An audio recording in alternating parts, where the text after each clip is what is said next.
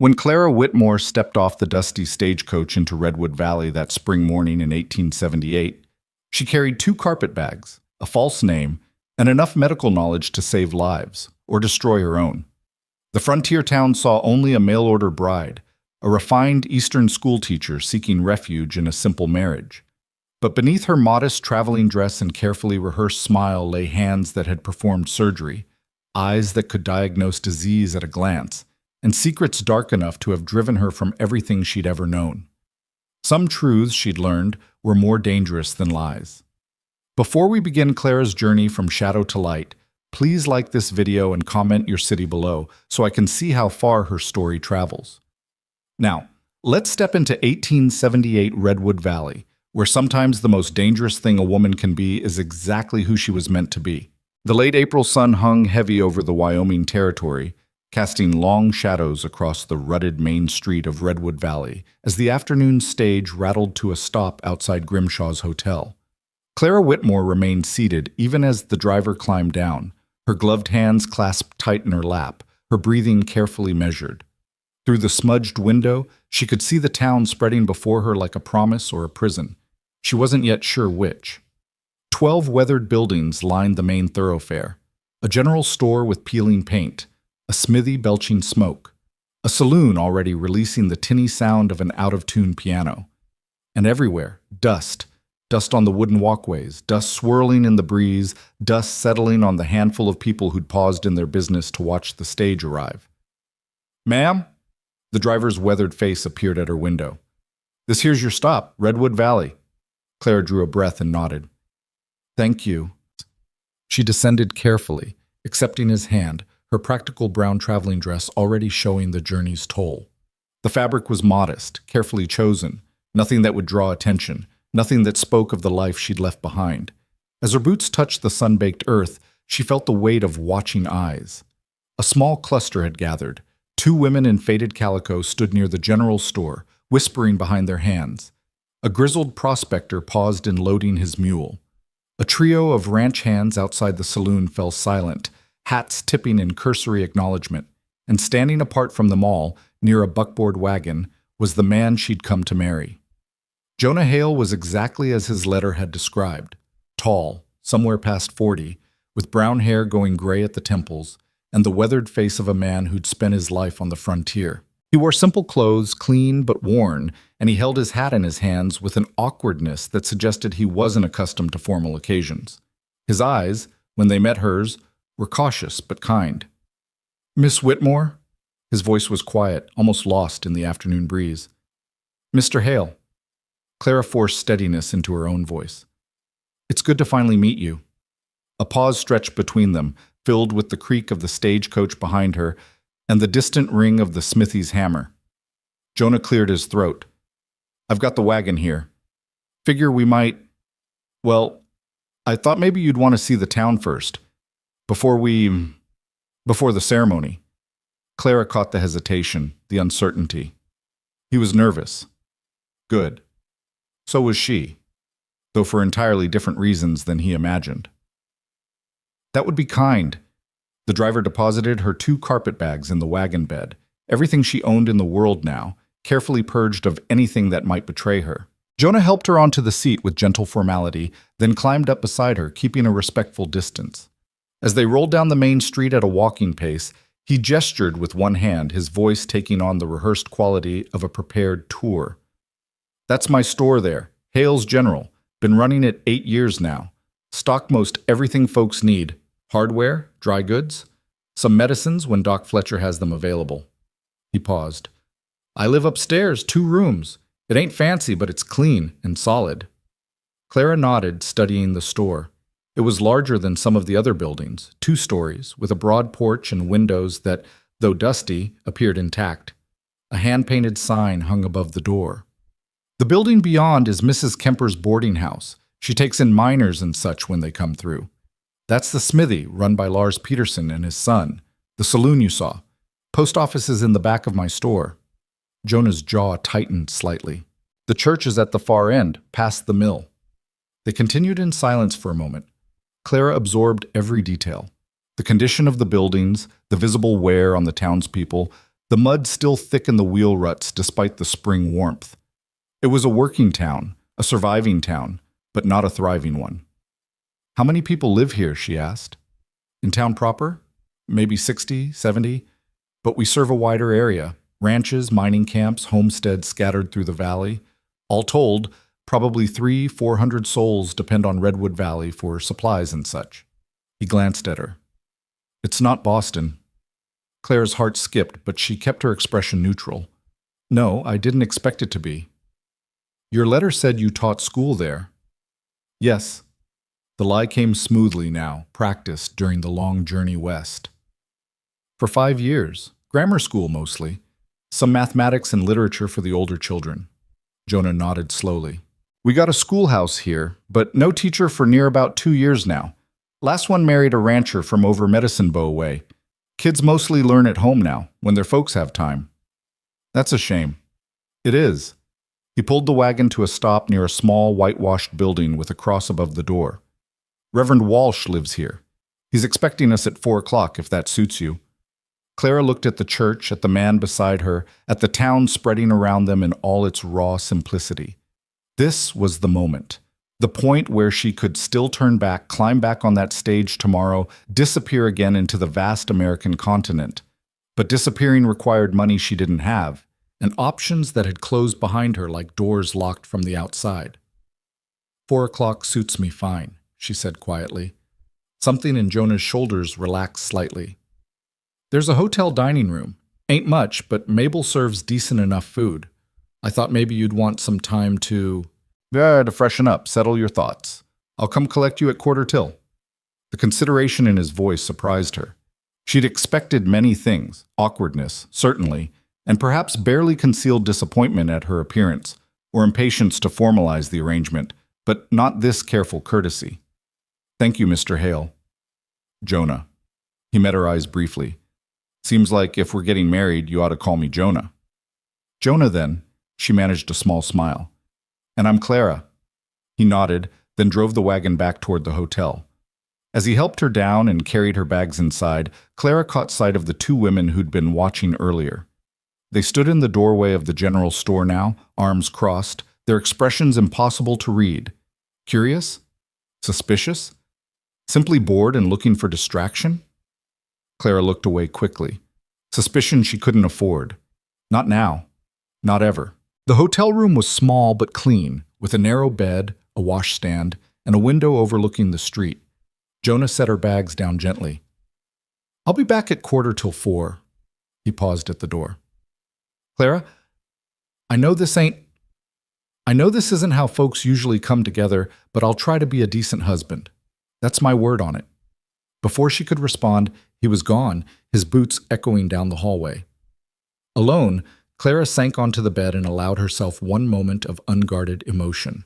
Her hands were shaking. She pressed them flat against her thighs, forcing steadiness back into her limbs through sheer will. This was necessary. This was survival. She stood and moved to the washstand, pouring water from the pitcher into the basin. As she washed the travel dust from her face and hands, she caught sight of herself in the small, spotty mirror above the stand. 32 years old, brown hair pulled back in a severe bun, gray eyes that had seen too much. A face that was neither plain nor beautiful, simply unremarkable, which was exactly what she needed it to be. Nothing about her appearance suggested the years of medical training, the countless hours in anatomy theaters and hospital wards, the surgeries performed, the lives saved, or the one life lost that had destroyed everything. Clara closed her eyes against the memory, but it came anyway, as it always did. The operating theater at Massachusetts General, the patient's face, pale and trusting, her own hands, steady and sure, making the incision, the sudden hemorrhage, the desperate attempts to control the bleeding, the moment when everything went wrong, and the moment after that when it all went wronger still. The inquiry, the accusations, the newspaper headlines that had made her name synonymous with dangerous incompetence, the medical board's decision, the sealed fate of any woman who dared practice medicine and then failed at it spectacularly and publicly. She opened her eyes and stared at her reflection. "That's done," she whispered to herself. "That person is done. You're Clara Whitmore now. A school teacher. A mail-order bride. Nothing more." She changed into her best dress, a deep blue calico that she'd saved for this occasion. It was modest, high-necked, with long sleeves and a simple cut. She repinned her hair, tucking away every stray strand. When she looked in the mirror again, she saw exactly what Jonah Hale in Redwood Valley expected to see. A respectable woman, a suitable wife. Not a physician. Never again a physician. The knock at her door came precisely at 4:45. Jonah stood in the hallway, his own clothes brushed clean, his hair dampened and combed back. He'd made an effort, she realized. For her. "You look right nice," he said, then immediately seemed embarrassed by the compliment. Thank you, Jonah. You look very nice as well." They walked to the church in silence, side by side but not touching, two strangers about to make vows that would bind them legally and socially for life. Clara kept her breathing steady, her expression calm. This was simply another form of surgery, careful, precise, necessary. She would do what needed to be done. The church was small inside, with rough wooden pews and simple glass windows that let in the afternoon light. Reverend Walsh waited at the front, a thin man with kind eyes and gray hair. Two townspeople stood as witnesses, a middle-aged woman in a clean apron and an older man in rancher's clothes. "Jonah," Reverend Walsh nodded to them both. "Miss Whitmore, shall we begin?" The ceremony was brief, traditional words spoken over open Bible pages. Jonah's responses were quiet but steady. When it came Clara's turn to speak, her voice didn't waver. "I do." Jonah had a ring, a simple gold band that had belonged to his mother, he said quietly as he slipped it onto her finger. Clara had nothing to give in return, but he seemed to expect nothing. "I now pronounce you husband and wife." That was it. Done. Clara Whitmore was now Clara Hale, and the door behind her was sealed shut. Jonah signed the marriage certificate with careful precision. Clara signed beneath his name, her handwriting neat and controlled. The witnesses added their marks. Reverend Walsh smiled gently. "May you find happiness together, and may your home be blessed." Outside, the sun was beginning its descent toward the mountains. Jonah helped Clara into the wagon again, and they rode the short distance to the general store in silence. When he pulled to a stop, he remained seated for a moment, his hands on the reins. "I know this is strange," he said finally. "Having a husband you don't know, living in a place you never seen before." He turned to look at her, his expression serious. "I won't. Clara, I won't expect things of you. Not right away. There's a bedroom upstairs and there's a sitting room with a daybed. I'll take the daybed tonight, tomorrow, however long you need to feel like this is right." Clara studied him. She'd expected many things from this marriage, most of them unpleasant. She'd steeled herself for demands, for ownership, for the 1,000 small humiliations that women in her position were meant to endure with grace. This careful respect was unexpected, unsettling even.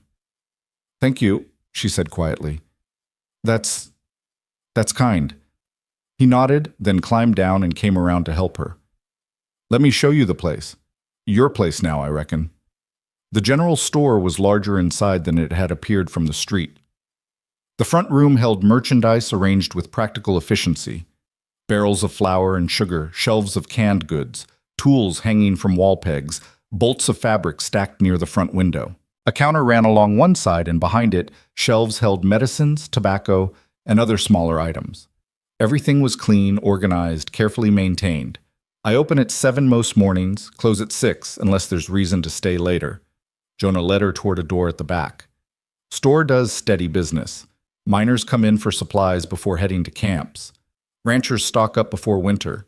Ladies buy fabric and such. It ain't prospering exactly, but it keeps me fed and housed." He opened the door, revealing a narrow staircase. Clara followed him up into the living quarters above. The space was simple but surprisingly comfortable. A main room held a table with 4 chairs, a small stove, a pair of worn armchairs near a window overlooking the street, and shelves lined with books.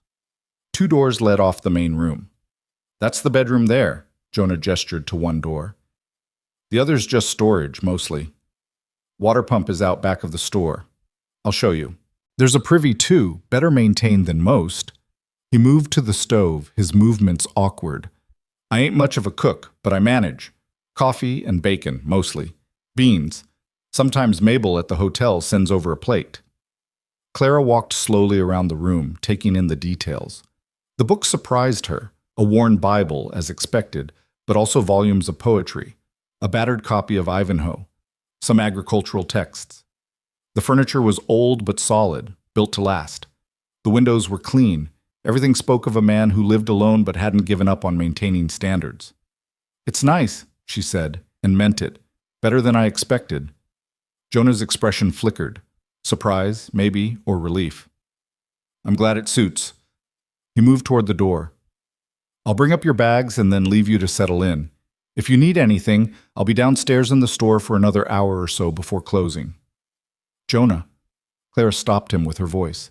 He turned back, waiting. Why did you want a mail-order bride? You seem like a decent man. Surely there were women here who would have—" "Not many unmarried women in Redwood Valley," he interrupted quietly.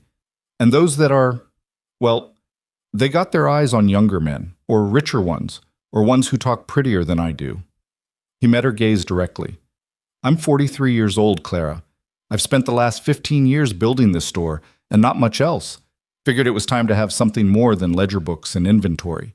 Figured maybe someone from back east might see things different, might see possibility instead of just an aging shopkeeper in a dusty town." The honesty in his voice caught her off guard. She'd expected him to cite practical reasons, need for household help, desire for children, simple loneliness. This raw admission of inadequacy was something else entirely. "I see possibility," she said, surprising herself with the truth of it. Not the possibility he imagined, perhaps, but possibility nonetheless. Safety. Anonymity. A chance to rebuild something from the ruins of everything she'd lost. Jonah nodded slowly. "Then we'll start with that." He left, and Clara heard his footsteps descending the stairs, followed by the quiet sounds of him moving about in the store below. She moved to the window and looked out over Redwood Valley as the shadows lengthened. Somewhere in this town was a doctor, Doc Fletcher, Jonah had mentioned, an aging physician with trembling hands and fading judgment, if her observations during the wagon tour had been correct. She'd noticed him briefly, standing outside a small building that must have been his practice, his gait unsteady, his face flushed in a way that suggested either alcohol or illness. The physician in her, the physician she was trying to bury, had noted these signs automatically, had cataloged them, had begun forming a differential diagnosis without conscious thought. Clara pressed her forehead against the cool glass and forced those thoughts away. She wasn't a doctor anymore. That door was closed. Her medical training was simply information she would carry, useless and unused, like a language spoken in a country she would never visit again. But even as she thought it, her eyes were drawn to a woman crossing the street below, pregnant, clearly in her third trimester, her gait showing signs of edema in her feet and ankles, and to a child playing near the smithy, the distinctive barking cough of croup carrying up even through the closed window. Clara closed her eyes and turned away from the window. The bedroom was small, with a double bed covered in a faded quilt, a dresser, and a washstand. Her 2 carpet bags sat on the floor where Jonah had placed them. She opened the first, unpacking carefully. Dresses, undergarments, stockings, all modest, all unremarkable. A few books, carefully chosen to reflect a schoolteacher's interests.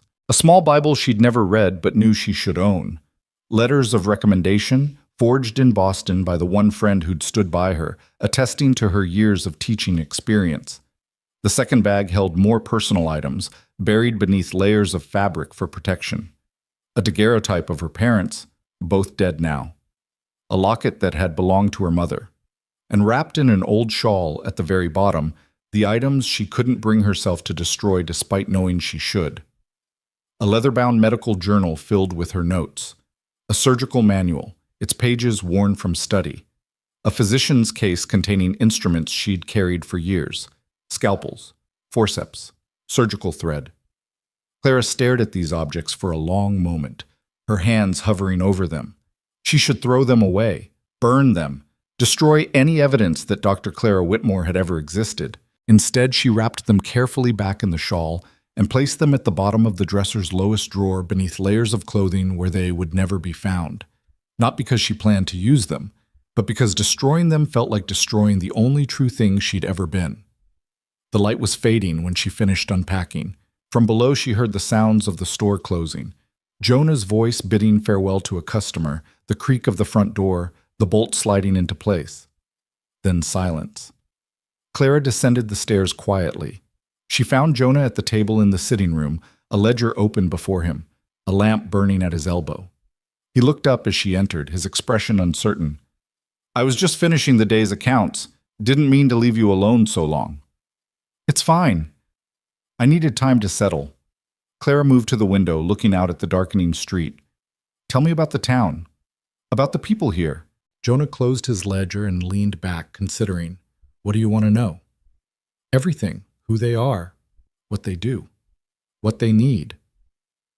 For the next hour, as full darkness fell and the lamp burned steadily, Jonah told her about Redwood Valley. He spoke of the founding families, ranchers who'd claimed land after the war, miners who'd stayed when the first boom ended, traders who'd seen opportunity in serving the scattered population. He described the social structure with the practical eye of a merchant who depended on understanding his customers. "Mrs. Sarah Kemper runs the boarding house. She's the town's unofficial authority on propriety and reputation. Cross her, and you'll know about it." He paused. "The Henderson family owns the largest ranch, about 8 miles south. They employ maybe 20 hands and buy supplies in bulk. Luther Grimshaw owns the hotel and thinks he ought to be mayor, but nobody's inclined to give him the position." "And the doctor?" Clara kept her voice carefully casual. "You mentioned Doc Fletcher earlier." "James Fletcher. Been here maybe 12 years. Jonah hesitated, choosing his words carefully. "He's getting on in years, does his best, but folks been worried about him lately. His hands shake some. He forgets things. Last winter, he treated a boy for one ailment when the boy clearly had another, and the child nearly died before his mother figured it out and brought him around herself with home remedies." Clara's hands tightened in her lap. "Why hasn't anyone brought in another doctor?" "You ever try to convince a doctor to move to a frontier town with 60 residents?" Jonah's smile was wry. "Most physicians want city practices, city hospitals, city pay. Doc Fletcher came out here after the war because he wanted peace and quiet. Any younger doctor would want opportunity and advancement. Redwood Valley ain't got much of either to offer." "So the town just accepts inadequate medical care?" Jonah looked at her sharply, something in her tone apparently striking him. "We accept what we got, Clara, same as we do with everything else. It ain't ideal, but it's what's available. People survive.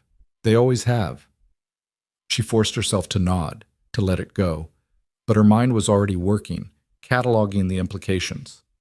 A failing physician. No replacement available.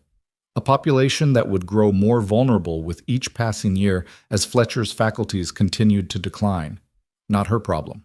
Not anymore. "Tell me about the women," she said instead. "The ones I saw watching today." "Ah." Jonah smiled slightly. "That would be Martha Crawford and Delilah Bishop.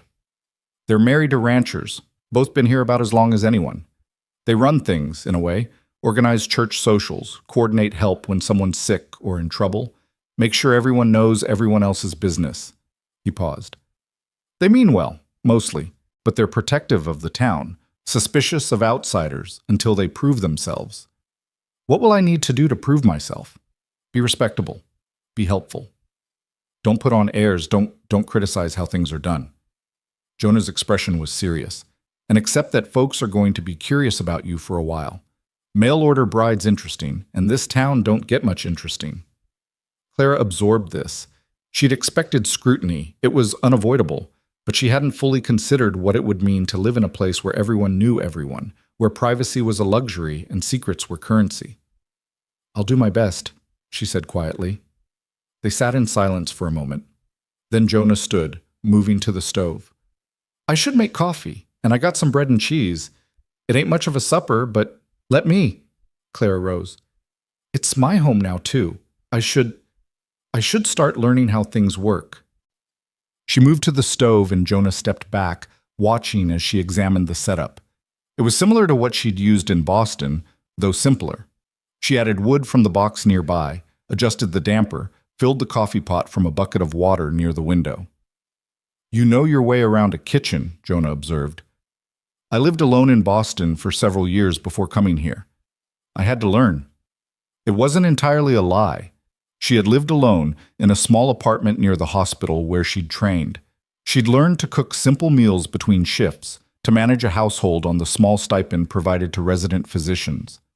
The memory rose unbidden, coming home after a 36-hour shift, her hands still smelling of carbolic acid and blood, so exhausted she could barely stand but satisfied by the work she'd done.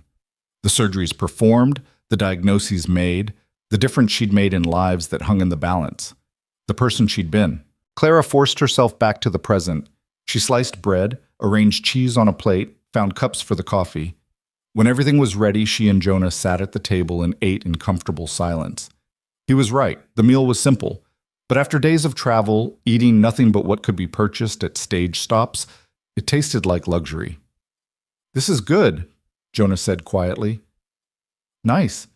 Having someone to share a table with." Clara nodded. "It is." Later, after they'd cleaned up and the night had settled fully over Redwood Valley, Jonah showed her where everything was. The water pump out back, the privy in the corner of the small yard, the storage shed where wood and supplies were kept, the practical details of daily life.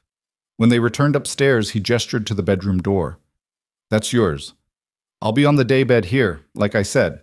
If you need anything during the night, just let me know." "Thank you, Jonah." Clara paused at the bedroom threshold. "For everything. For your patience, your kindness. I know this isn't what you imagined either." "Maybe not," he admitted, "but I'm thinking it might work out just fine anyway." She slipped into the bedroom and closed the door, leaning against it in the darkness. Through the wood, she could hear Jonah moving about, settling himself for the night. Eventually, those sounds faded into silence. Clara moved to the window and looked out over the sleeping town. Here and there, light still burned in windows. Late workers, restless souls, people whose lives continued in the darkness. In the distance, she could hear a dog barking and the faint sound of piano music from the saloon. This was her life now. This town, this store, this marriage to a stranger who was trying so hard to be kind to her. It would have to be enough, because the alternative, being discovered, being exposed, being driven out again with nowhere left to run, was unthinkable. Clara Whitmore, physician, was dead and buried in Boston. Clara Hale, shopkeeper's wife, would survive in her place. She turned away from the window and prepared for bed, forcing her mind into blankness, refusing to think about the medical cases she'd already observed in just one afternoon in Redwood Valley, refusing to calculate the risks of Doc Fletcher's failing judgment, refusing to catalog the ways this town was vulnerable, not her responsibility, not her problem. Not anymore. But as she lay in the darkness, listening to the unfamiliar sounds of her new home, Clara's hands curled into fists beneath the quilt. Because some truths, she was learning, couldn't be buried any deeper than the medical instruments at the bottom of her dresser drawer. And some identities refused to die, no matter how hard you tried to kill them. The first days of Clara's marriage passed in a rhythm of careful observation and careful concealment. She woke each morning to the sound of Jonah moving quietly in the next room, trying not to disturb her. She dressed in the dim pre-dawn light and descended to help him open the store, learning the inventory, the prices, the names and faces of customers who came through the door with curiosity bright in their eyes. "So you're the new Mrs. Hale," they'd say, and Clara would smile and nod and answer their questions with practiced vagueness. Yes, she was from Boston. Yes, the journey had been long. Yes, the town was very different from what she was accustomed to. No, she didn't mind the isolation. No, she hadn't taught school out here yet, but perhaps in time. Each conversation was a performance, each smile a calculated gesture. She measured her words, monitored her expressions, revealed nothing that might invite deeper scrutiny. At night, she lay in the bedroom that was supposedly hers and listened to Jonah's quiet breathing from the sitting room and felt the weight of her deception like stones in her chest. But it was working. The town was accepting her.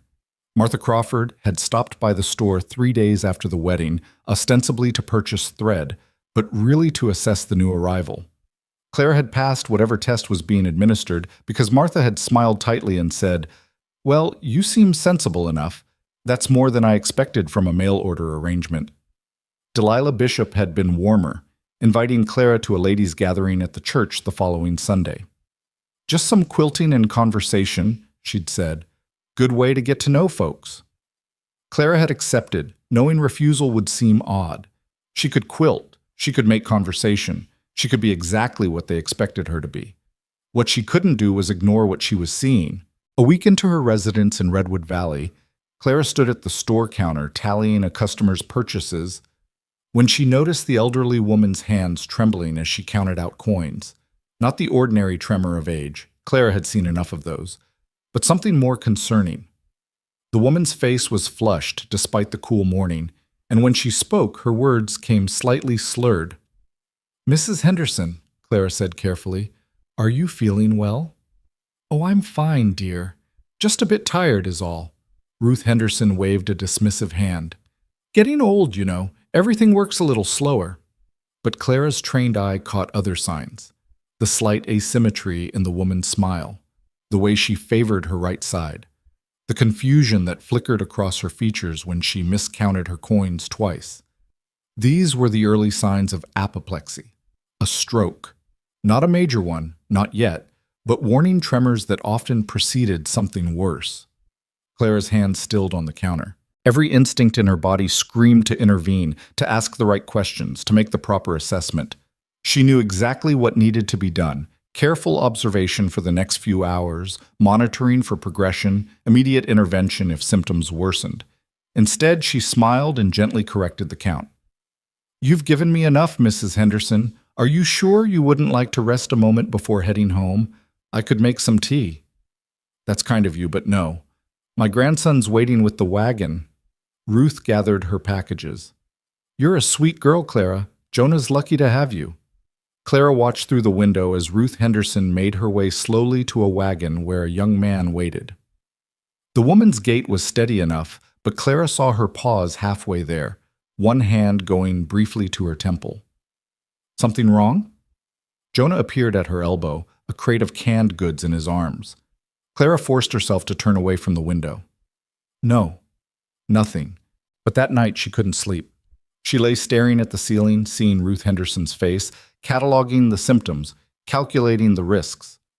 By morning, she'd convinced herself she'd imagined the worst of it. People got tired. People got confused. Not every symptom meant catastrophe. 2 days later, Ruth Henderson collapsed in her kitchen and spent the next week in bed. One side of her body weakened, her speech impaired. Doc Fletcher treated her with bed rest and laudanum, and she survived, barely. When Clara heard the news from Jonah, she had to excuse herself to the bedroom and press her hands against her mouth to keep from screaming. She could have prevented it, should have prevented it. If she'd just spoken up, insisted the woman see a doctor immediately, applied pressure to get proper care. But she hadn't. Because speaking up would have meant revealing knowledge she wasn't supposed to have. And so she'd stayed silent, and Ruth Henderson had paid the price. Clara stood at the bedroom window, her forehead pressed against the glass, her breath fogging the pain. This was what her new life meant. Watching people suffer when she could help them. Staying silent while mistakes were made. Being complicit in preventable harm. She'd known it would be hard. She hadn't known it would feel like dying by inches. "Clara?" Jonah's voice came from outside the door. "You all right in there?" She straightened, wiping her eyes quickly. "I'm fine. Just a headache." A pause. "Martha Crawford's downstairs, says she wanted to speak with you about the quilting circle." Clara took a breath, composed her expression, and opened the door. Jonah stood there looking concerned, his eyes searching her face. "Your headache's been coming regular," he said quietly. "Maybe you should see Doc Fletcher." The irony of it nearly made her laugh. Instead, she managed a small smile. "It's just adjustment. New place, new routine. I'll be fine." She descended to find Martha waiting in the store, her arms crossed, her expression unreadable. When Jonah discreetly retreated to the stockroom, Martha's voice dropped low. "I heard you were asking Ruth Henderson about her health before she took sick." Clara's heart stuttered, but she kept her voice level. "I noticed she seemed tired. I offered her tea." "You noticed she seemed unwell."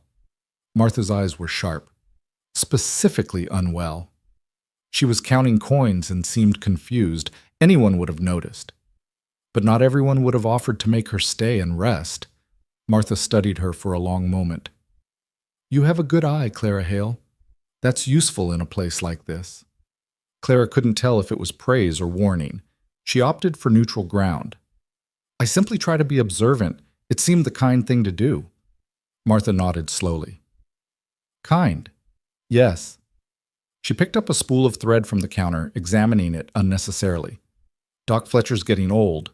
His judgment's not what it was. There's been talk about it, quiet talk, but talk nonetheless. Folks are worried. I can imagine. Can you? Martha set down the thread and met Clara's eyes directly.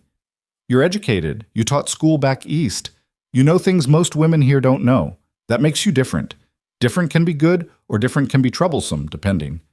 Clara felt the ground shifting beneath her, unstable and treacherous. I don't want to be trouble, Mrs. Crawford. I just want to make a life here. Then my advice is to be careful how helpful you are. People notice things. They talk. And once they start talking, they don't always stop at the truth. They wander into speculation. Martha's expression softened slightly. I'm not trying to frighten you. I'm trying to help you understand how things work here. Keep your head down. Be a good wife. Don't make waves. That's how you survive in a small town. After Martha left, Clara stood alone in the store, her hands gripping the counter's edge. The message was clear enough. She'd already drawn attention. She needed to be more careful. But how careful could she be when everywhere she looked, she saw problems she could solve? That Sunday's quilting circle was an exercise in restraint. 8 women gathered in the church's back room, needles flashing in the afternoon light, conversation flowing around topics both trivial and consequential. Clara listened more than she spoke, learning the social landscape through careful attention. She learned that Delilah Bishop's youngest son had chronic respiratory troubles, probably asthma, Clara thought, listening to the symptoms described. She learned that the Henderson ranch hands had been suffering from an outbreak of what they called camp fever, likely typhoid from contaminated water. She learned that Sarah Kemper's boarding house had dealt with a case of wasting sickness that had killed a young miner, consumption, almost certainly, and probably infectious to others in the house. Each revelation was another wound, another instance of suffering that proper medical knowledge could address. Clara focused on her stitches, keeping her needle moving rhythmically, her expression neutral. Your stitching is lovely, Delilah observed, examining Clara's work. Very precise, almost surgical. Clara's hand stilled for just a fraction of a second before continuing. My mother taught me. She believed in doing things properly. Well, it shows. You'd be good at delicate work. Delilah's smile was friendly, guileless. If anyone ever needs fine mending, they should come to you. The conversation moved on, but Clara felt the weight of that moment. Surgical. The word had been innocent, meaningless in Delilah's mouth, but it had landed like a stone in Clara's chest. How long could she maintain this facade? How long before she made a slip, revealed too much, said something that no schoolteacher should know? The answer came sooner than she'd feared.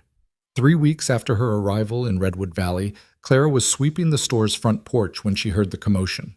Shouts from down the street, the thunder of horses, men's voices raised in alarm. She looked up to see 4 riders galloping into town, one of them slumped forward in his saddle, held upright by the man riding behind him. Blood. She could see it from 50 feet away, soaking through the injured man's shirt, dripping down his leg. The riders pulled up at Doc Fletcher's office. 2 of them half carried, half dragged the injured man inside, while a third ran for the saloon, probably to fetch more help. Within minutes, a crowd had gathered. Clara stood frozen on the porch, her broom forgotten. Her medical training was already assessing what she'd seen. Significant blood loss from what appeared to be a leg wound. The way the man had been unconscious or semi-conscious. The urgency of the men carrying him. This was serious, possibly life-threatening. She should go inside, mind the store, stay out of it. Instead, she found herself walking toward Doc Fletcher's office, drawn by a force stronger than caution or self-preservation. She stopped at the edge of the crowd gathered outside, listening to the fragments of information being passed back.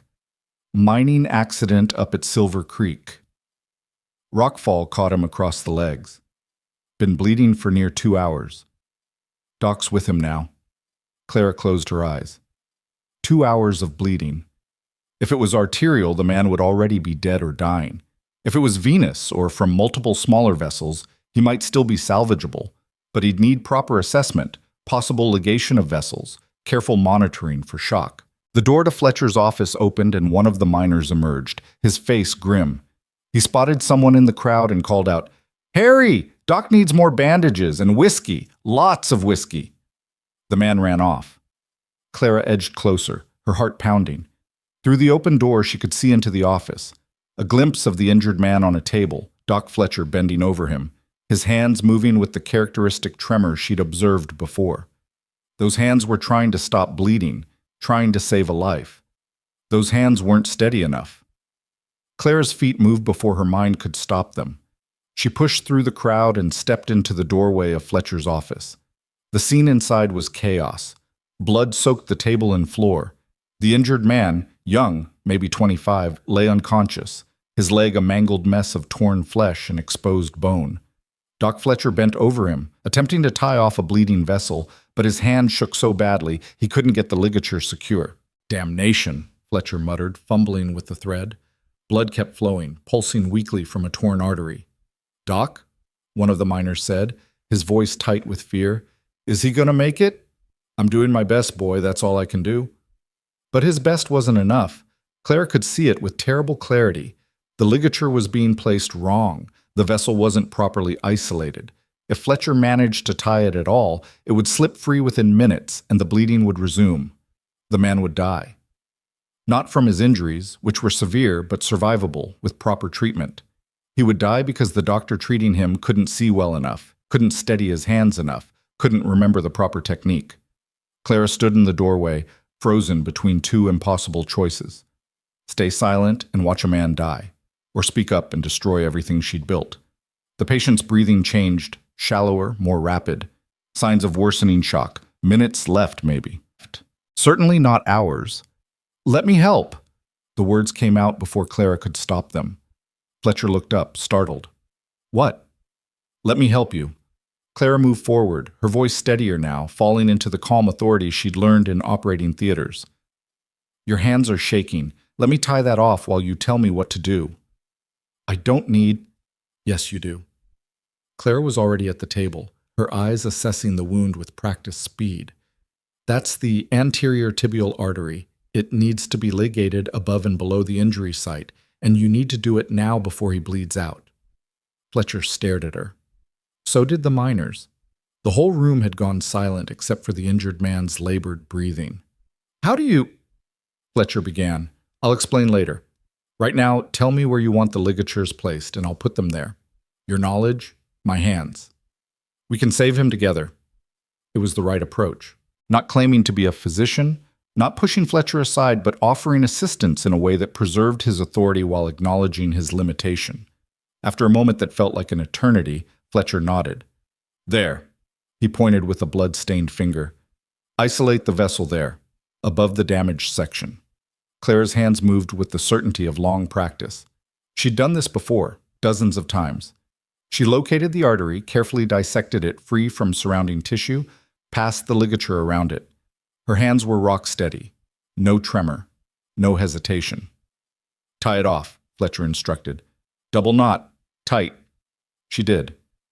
The bleeding slowed but didn't stop completely. There was another source, deeper in the wound. "There's a second bleeder," Clara said quietly. "Posterior tibial, probably."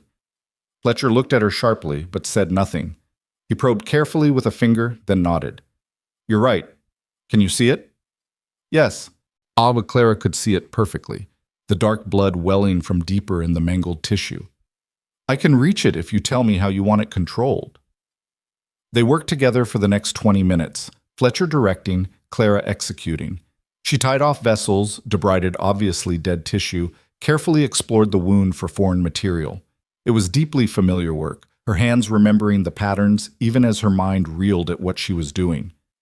Finally, the bleeding was controlled. The patient's breathing had stabilized somewhat. Clara stepped back, her hands and forearms covered in blood, her dress spattered with it. Fletcher cleaned his own hands on a rag and looked at her with an expression she couldn't read. "Where did you learn to do that?" The room was full of listening ears. Every person there would carry this story. Clara had perhaps 30 seconds to shape the narrative before speculation took over. "My father was a physician," she said quietly. It wasn't entirely a lie. Her father had been a physician, and he'd taught her the basics before she'd gone on to formal training. He taught me to assist him when I was young. I never trained formally, but I learned by watching, by helping. It was plausible. Barely. Physicians' daughters sometimes learned basic techniques. It explained her knowledge without claiming credentials she couldn't prove. Fletcher studied her for a long moment. In his eyes, she saw the recognition of someone who knew he'd been outperformed by someone who shouldn't have the skills to do so. But she also saw something else. Relief. Gratitude. The acknowledgement of a man who knew his own limitations and was grateful for help, wherever it came from. "You did good work," he said finally. "Steady hands, clear thinking. Your father taught you well." "Thank you, doctor." One of the miners cleared his throat. "Is Tommy going to live?" Fletcher turned to examine the patient again, checking his pulse, his breathing. "He's got a chance now. The leg's badly damaged. He may never walk right again. But if infection doesn't set in, he might pull through." "Thanks to both of you," the miner said, looking between Fletcher and Clara. "We thought he was done for sure." The crowd outside had grown. When Clara finally emerged from Fletcher's office, 20 or more people stood waiting for news. They parted for her, their eyes tracking the blood on her dress, the way she held her hands carefully away from her body. Jonah pushed through the crowd, his face pale. "Clara, are you hurt?" "No. I helped Doc Fletcher treat an injured man. I need to wash up." "You helped?" Jonah looked back at the office, then at her. "How did you—" "Later," Clara said quietly. "Please, I need to clean up, and we should send someone to check on that man through the night. He'll need watching for fever." She walked back to the store in silence, Jonah beside her, aware of every eye following her progress. Behind them, the murmur of conversation was already beginning. Speculation, questions, the rapid spread of a story that would be all over Redwood Valley by nightfall. Upstairs, Clara scrubbed the blood from her hands and arms, watching the water in the basin turn pink, then red. Her hands were shaking now, the adrenaline of the emergency fading, leaving only the terrified awareness of what she'd done. She'd exposed herself, revealed skills she shouldn't have, set in motion a sequence of events she couldn't control. "Clara?" Jonah stood in the doorway, his expression troubled. "We need to talk." She dried her hands slowly, buying time. "I know.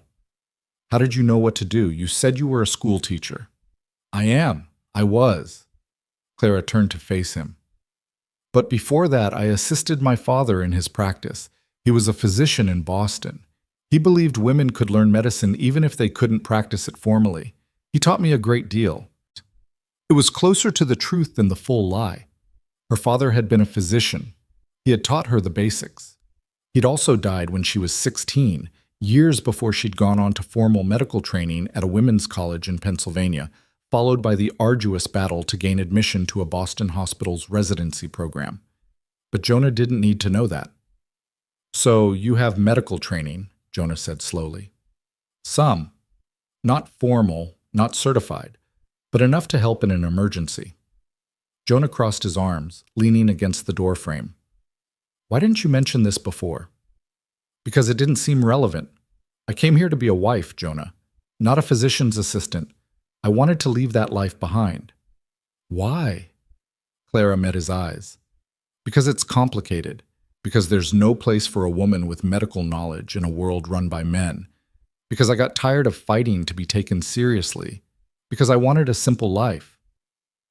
All of it was true, in its way. Just not the whole truth. Jonah nodded slowly. "All right, I can understand that." He paused. "But Clara, you saved that man's life today. Doc Fletcher couldn't have done it alone. Doesn't that matter?" "Of course it matters." "Then why hide what you can do?" "Because people don't trust women with medical knowledge, Jonah. They think we're meddling, overstepping, dangerous." Clara's voice tightened despite her best efforts. "I've seen it before. A woman tries to help, and she's called a witch or a quack or worse. It's easier to just keep quiet." "Maybe back east," Jonah said. "But this is the frontier. We take help where we can get it. If you've got knowledge that can save lives, folks here will appreciate it." Clara wanted to believe him, but she'd learned too many hard lessons to trust in appreciation. "We'll see," she said quietly. That night, she couldn't eat. She sat at the table while Jonah prepared a simple meal, her mind racing through possible consequences. What questions would be asked? What investigations might be made? How long before someone decided to write to Boston, to check her story, to dig deeper than the surface lie? You're worrying, Jonah observed, setting a plate before her. Shouldn't I be? Maybe, but I've been thinking about it, and here's what I figure. Doc Fletcher's failing. Everyone knows it, even if they don't say so out loud. Today, you helped him when he needed it. You didn't push him aside or claim to be better than him. You worked with him, respectful-like. That matters. Does it? In a town this size? Yeah, it does. Jonah sat down across from her. People are going to talk, Clara. Can't stop that. But as long as Doc Fletcher vouches for you, which he did from what I heard, most folks will accept it. Physician's daughter who learned by helping her father. It's unusual but not unbelievable. Clara wanted to find comfort in his words. Instead, she felt only the weight of the lie growing heavier. Over the next 3 days, the story spread exactly as she'd expected. People came into the store with excuses to make purchases they didn't really need, their real purpose obvious in their curious glances and careful questions. Heard you helped Doc Fletcher save Tommy Brennan's life. That true your father was a physician? You must have steady nerves working on all that blood. Clara answered politely, consistently, revealing nothing beyond what she'd already said. Yes, her father had trained her. No, she wasn't a doctor herself. Yes, she was glad she could help. No, she didn't intend to practice medicine. She'd simply acted in an emergency. Most people accepted it. Martha Crawford came by and studied her with new calculation, but said nothing critical. Delilah Bishop actually seemed impressed, telling Clara she'd done a brave thing. Even Sarah Kemper, who'd been coolly distant before, nodded approvingly when she heard the story. But there were others who looked at her with suspicion, who whispered when she passed, who questioned whether it was proper for a woman to have such knowledge, to work so intimately with blood and bodies. And then, 5 days after the accident, Doc Fletcher came to the store. Clara was alone, Jonah having gone to the bank on business. She looked up as the bell chimed and felt her heart sink when she saw Fletcher's face. He looked older than he had that day in his office, the lines deeper, the exhaustion more pronounced. "Mrs. Hale," he said formally, "might I have a word?" Clara set down the inventory list she'd been working on. "Of course, doctor." Fletcher glanced around the empty store, then moved closer, lowering his voice. "I wanted to thank you properly. Tommy Brennan's going to recover. The leg's healing clean, no infection. He'll walk with a limp, but he'll walk. That's because of you." "We worked together," Clara said carefully. "We did, but we both know whose hands did the actual work." Fletcher's eyes were sharp despite his fatigue. "I've been a physician for 32 years, Mrs. Hale. I know the difference between someone who's watched medicine being practiced and someone who's practiced it themselves." Clara's throat tightened. "Dr. Fletcher, I'm not here to expose you," he interrupted gently. "I'm here to ask for your help." Whatever she'd expected, it wasn't that. "My help? I'm failing." Fletcher said it simply, without self-pity. "My hands shake. My eyes aren't what they were. My memory's going. I'm 68 years old and I'm watching myself become a danger to my patients." He paused. "But I'm all this town has, and they need better than what I can give them now." "What are you asking?" "Work with me, officially. Not as a physician, I know you can't claim that title, but as my assistant. Let me be the face, the authority, while you do the work my hands can't manage anymore. Together we can keep people safe until the day comes when I finally have to admit I can't practice at all." Clara stared at him, caught between hope and terror. "If people find out what? That my assistant is skilled? That's good news, not scandal." Fletcher's expression was earnest. "You told folks your father trained you. That's enough explanation for most. And the ones who suspect more, well, as long as I vouch for you, as long as you're working under my authority, what can they really say?" It was a lifeline. A way to use her skills without fully claiming them. A compromise between the physician she'd been and the anonymous wife she was trying to become. It was also incredibly dangerous. "I need to think about it," Clara said. "Don't think too long. There's a fever running through the mining camps up north. It'll reach town soon enough. When it does, We'll need every capable hand. Fletcher turned to leave, then paused. Your father must have been a remarkable teacher. He was. After he left, Clara stood in the empty store, her mind churning. She should refuse, should maintain her cover, should prioritize safety over everything else. But she kept seeing Tommy Brennan's face, pale and unconscious, on that table. Kept remembering the feeling of her hands moving with certainty, saving a life that would otherwise have been lost. Kept thinking about Ruth Henderson and all the others she'd stayed silent for. When Jonah returned an hour later, Clara was still standing there, frozen between two impossible choices. Everything all right? He asked. Clara looked at him, this good man who'd married a stranger, who'd been kind when he could have been demanding, who defended her when the town started questioning.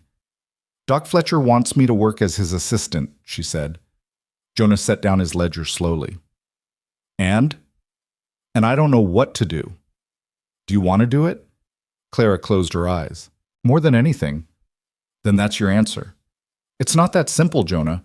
People will talk, they'll question, they might let them, Jonah said firmly.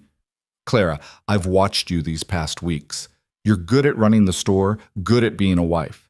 But when that emergency happened, when you stepped up to help, that's when I saw you really come alive. That's who you really are. He crossed to her, taking her hands gently. Be that person. This town needs her. Clara looked down at their joined hands, his rough and calloused from years of labor, hers steady and sure, trained for a precision he couldn't imagine. I'm frightened, she whispered. I know, but sometimes the right thing is frightening. Jonah squeezed her hands. I'll stand with you, whatever comes.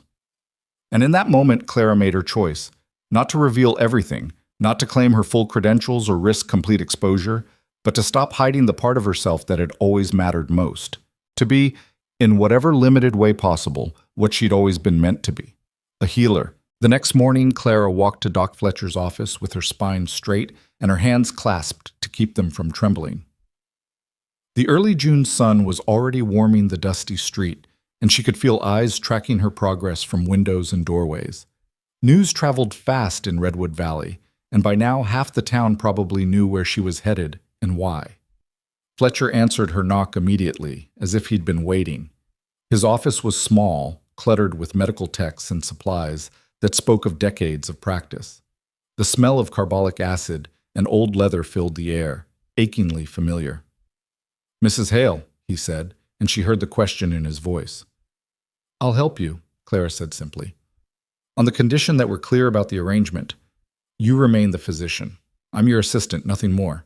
If anyone questions my role, you support the story that my father trained me.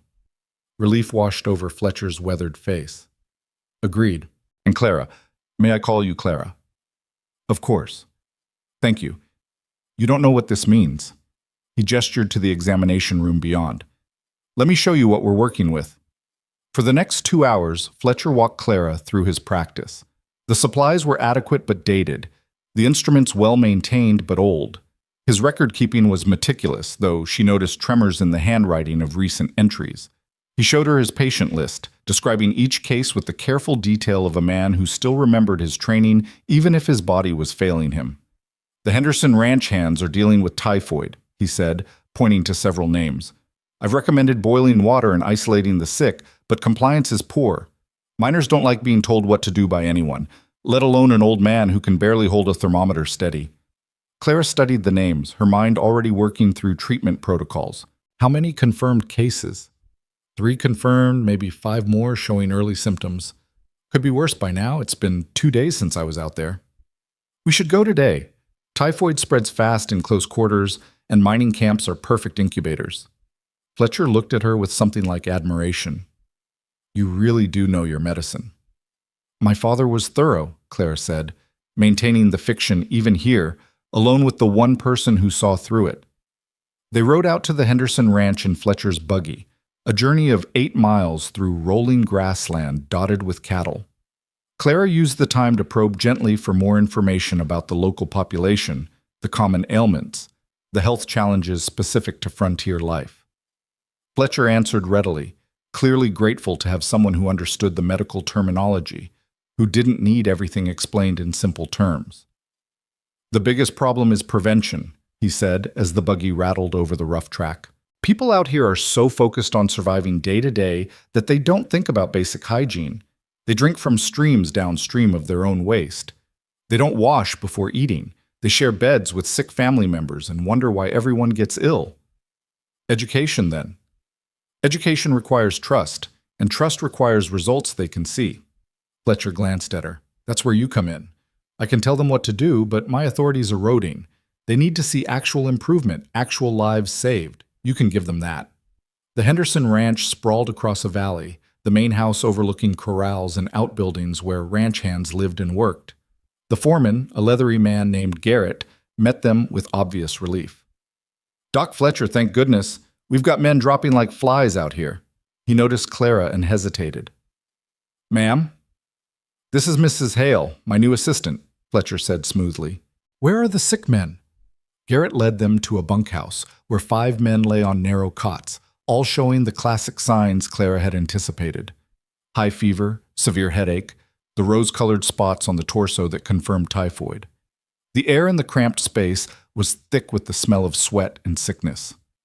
Clara's clinical training took over immediately. She moved from bed to bed, assessing each patient while Fletcher watched. Pulse rates, respiratory patterns, level of consciousness. 2 of the men were severely dehydrated and approaching the dangerous second week of illness when intestinal perforation became a real risk. These 2 need constant monitoring, she said quietly to Fletcher. The fever needs to be controlled, and they need to drink, water, broth, anything we can get into them. The others are earlier in the progression, but they'll get worse before they get better. Fletcher nodded, then turned to Garrett. Is there a separate building we can use? These men need to be isolated from the healthy workers, and we need proper ventilation. There's an old storage shed. It's clean enough, I reckon. Good. Have it cleared out, and these men moved there immediately. And Garrett? Fletcher's voice took on steel. I need every man on this ranch to understand something. From this moment forward, all drinking water gets boiled first. No exceptions. Anyone who doesn't comply will be dismissed. Mr. Henderson will back me up on this. Garrett's eyes widened. Boil water? Doc, that's not negotiable, Clara interjected, her voice calm but firm.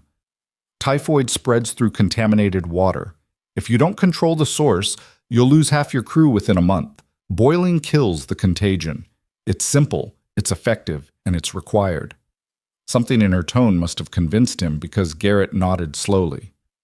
I'll see to it. They spent the next 4 hours setting up a proper quarantine area and beginning treatment. Clara mixed oral rehydration solutions, showed the ranch cook how to prepare light broths that wouldn't stress damaged intestines, and demonstrated cooling techniques to bring down dangerous fevers. Fletcher directed and supervised, lending his authority to everything she did.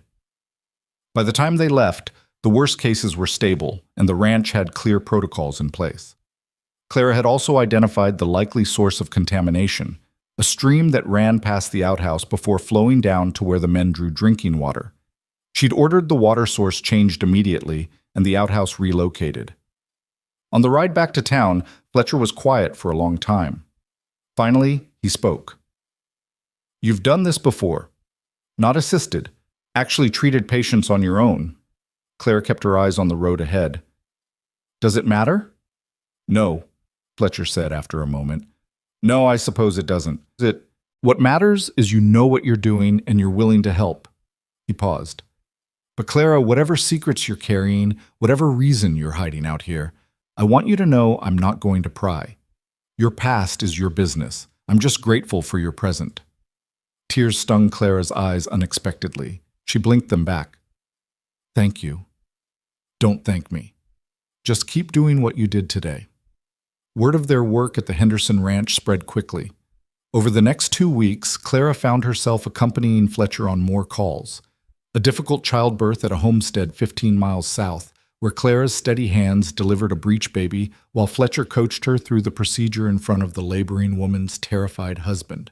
A child with croup whose breathing Clara cleared with steam treatments and careful airway management. An elderly man with an infected wound that Clara cleaned, debrided, and dressed, while Fletcher distracted him with conversation. Each case reinforced the pattern. Fletcher provided the authority and the public face. Clara provided the actual medical intervention. Together, they kept up the fiction that he was the physician and she merely a skilled assistant. But the fiction was growing thinner. Clara noticed the way people's eyes tracked her hands during procedures, the way they instinctively turned to her for reassurance rather than Fletcher, the whispered conversations that stopped when she approached. She was becoming too visible, too obviously competent. It was only a matter of time before someone demanded more answers than her simple story could provide. The crisis she'd been dreading arrived on a Tuesday afternoon in late June. Clara was in the store helping Jonah inventory the fabric stock when Martha Crawford rushed in, her usually composed face tight with panic. "Clara, you have to come. It's my granddaughter. She's having terrible pains and Doc Fletcher's gone to the mining camps and won't be back until tomorrow." Clara's hand stilled on the bolt of calico she'd been measuring. "What kind of pains?" "In her belly. Started this morning, getting worse. She's 14, Clara. She's just a child, and she's crying something awful."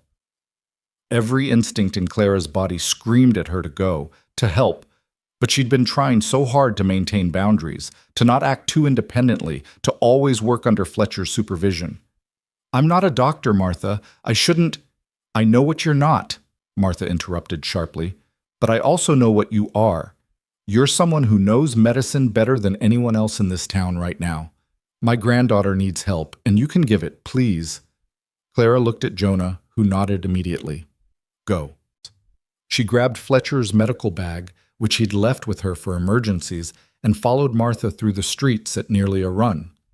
Martha's daughter lived in a small house behind the boarding house, and Clara could hear crying even before they reached the door. Inside, a teenage girl lay curled on a bed, her face pale and drawn with pain. Her mother hovered nearby, wringing her hands helplessly. "Thank heavens," the woman gasped when she saw Clara. "She's been like this for hours, and it's getting worse." Clara approached the bed carefully, sitting beside the girl. "I'm Clara Hale. Can you tell me where it hurts?" "My stomach," the girl whimpered. "Low, on the right side. It's awful." Clara's mind was already cataloging possibilities. Right lower quadrant pain in a 14-year-old girl. Could be appendicitis, ovarian cyst, ectopic pregnancy, though that last was unlikely given the girl's age. She needed to examine, to palpate, to assess for peritoneal signs. "I need to touch your belly to understand what's happening. Is that all right?" The girl nodded, tears streaming down her face. Clara's examination was gentle but thorough. The moment she pressed on the right lower quadrant and felt the rigidity there, felt the way the girl flinched at rebound tenderness, she knew. Appendicitis. Almost certainly. And from the severity of symptoms and the duration Martha had described, probably approaching rupture if it hadn't ruptured already. Clara sat back, her mind racing. This required surgery. Immediate surgery. Without it, the girl would die of peritonitis within days, maybe hours if the appendix had already burst. But Clara couldn't perform surgery. Not openly. Not without revealing everything she'd been hiding. Even if Fletcher were here, his hands weren't steady enough for abdominal surgery anymore. "What is it?" Martha demanded. "What's wrong with her?" Clara met her eyes. "I think it's her appendix. The symptoms all point to appendicitis, and she needs surgery." "Surgery?" The girl's mother went white. "But Doc Fletcher can't— his hands— I know." Clara's voice was steady despite the fear coursing through her. "How long would it take to get her to the nearest hospital?" "Cheyenne's the closest. That's a 2-day journey by wagon, longer if we have to go slow because she's hurting." 2 days. The girl wouldn't survive 2 days with an inflamed appendix, possibly already ruptured. Clara knew it with the certainty of her training and experience, which left one option. She could do the surgery herself, here, now, with whatever supplies she could gather. She'd performed appendectomies before, at least a dozen times during her residency. She knew the procedure, knew the risks, knew what was required. But if she did this, there would be no hiding anymore. Everyone would know she had surgical training. Questions would be asked that her simple story about a physician father couldn't answer. Her past would be investigated, her credentials demanded, her secrets exposed. Clara looked at the girl crying on the bed, then at Martha's desperate face. Some choices weren't really choices at all. I can do the surgery, Clara heard herself say, but I need you to understand what you're asking. If I do this, people will know I have training beyond what I've claimed. There will be questions, possibly serious consequences. Martha grabbed Clara's hand. Can you save her? I can try. I've done this procedure before, but surgery is always dangerous, and the conditions here aren't ideal. But you can try. Clara nodded slowly. Yes, I can try. Then do it. Whatever consequences come, we'll face them. But please, save my granddaughter. What followed was a blur of desperate preparation. Clara sent Martha's daughter to boil water and gather every clean sheet in the house. She sent Martha to fetch laudanum and whiskey from the store and to tell Jonah what was happening. She laid out Fletcher's instruments on a clean towel, assessing what she had to work with. It wasn't an operating theater. There was no proper anesthesia, no surgical nurse, no backup if something went wrong. But Clara had worked in field hospitals during her training, had learned to adapt to less than ideal circumstances. When Martha returned with the supplies, Clara had transformed the bedroom into a makeshift operating room as best she could. She'd moved the girl to a sturdy table, positioned to catch the best light from the window. She'd scrubbed her hands until they were raw. I need you to assist me, Clara told Martha. Can you do that? Tell me what to do. Keep her still, hold her down if you have to. This will hurt and she'll fight. But if she moves at the wrong moment, I could damage something vital. Martha's face was grim, but she nodded. I understand. Clara administered laudanum and whiskey until the girl's cries quieted to whimpers, her eyes glazed with drugs and pain. It wasn't enough. Nothing short of proper anesthesia would be enough, but it was what Clara had. I'm going to start now, she said quietly. Then, to the semi-conscious girl, this is going to hurt, sweetheart, but it will save your life. I promise you that. She made the first incision. The surgery took 90 minutes of intense concentration. Clara worked with the precision and speed of her training, but every moment was fraught with difficulty. The girl cried and struggled despite the drugs. Blood obscured her view. She had to work by feel as much as sight, her fingers identifying structures through layers of tissue. But muscle memory was a powerful thing. Her hands knew this procedure. They knew the anatomy, the proper planes of dissection, the location of the appendix and the vessels that fed it. When she finally exposed the appendix, she saw immediately that her diagnosis had been correct. The organ was inflamed, angry red, swollen to twice its normal size. Another few hours and it would have ruptured, spilling infection throughout the abdominal cavity. Clara ligated the base carefully, then removed the diseased appendix. She inspected the area for any signs of perforation or contamination, cleaned everything thoroughly with carbolic solution, then began the meticulous process of closing. By the time she tied off the final suture, her hands were shaking with exhaustion, and her dress was soaked with sweat. But the girl was breathing steadily, the bleeding was controlled, and the surgery was complete. Clara stepped back, suddenly aware that she wasn't alone. At some point during the procedure, others had gathered. Martha's daughter stood in the doorway, her face white. Sarah Kemper was there, and Delilah Bishop, and 3 other women Clara recognized from the quilting circle. All of them had watched her perform surgery with the skill and authority of a trained physician. She'll need careful watching for the next week, Clara said quietly, breaking the silence. Fever is the main concern, infection from the procedure. Keep the wound clean and dry. Change the dressing daily with boiled bandages. If she develops a high fever or the wound becomes red and swollen, send for me immediately. Will she live? Martha asked, her voice barely a whisper. If infection doesn't set in, yes. The surgery went well. The appendix was intact when I removed it, so there's no contamination. She has every chance of full recovery. Martha's face crumpled, and she began to weep with relief. Her daughter rushed forward to embrace her.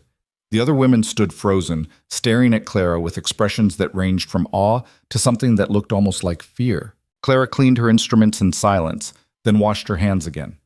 Her whole body felt numb, distant, as if she were watching herself from outside.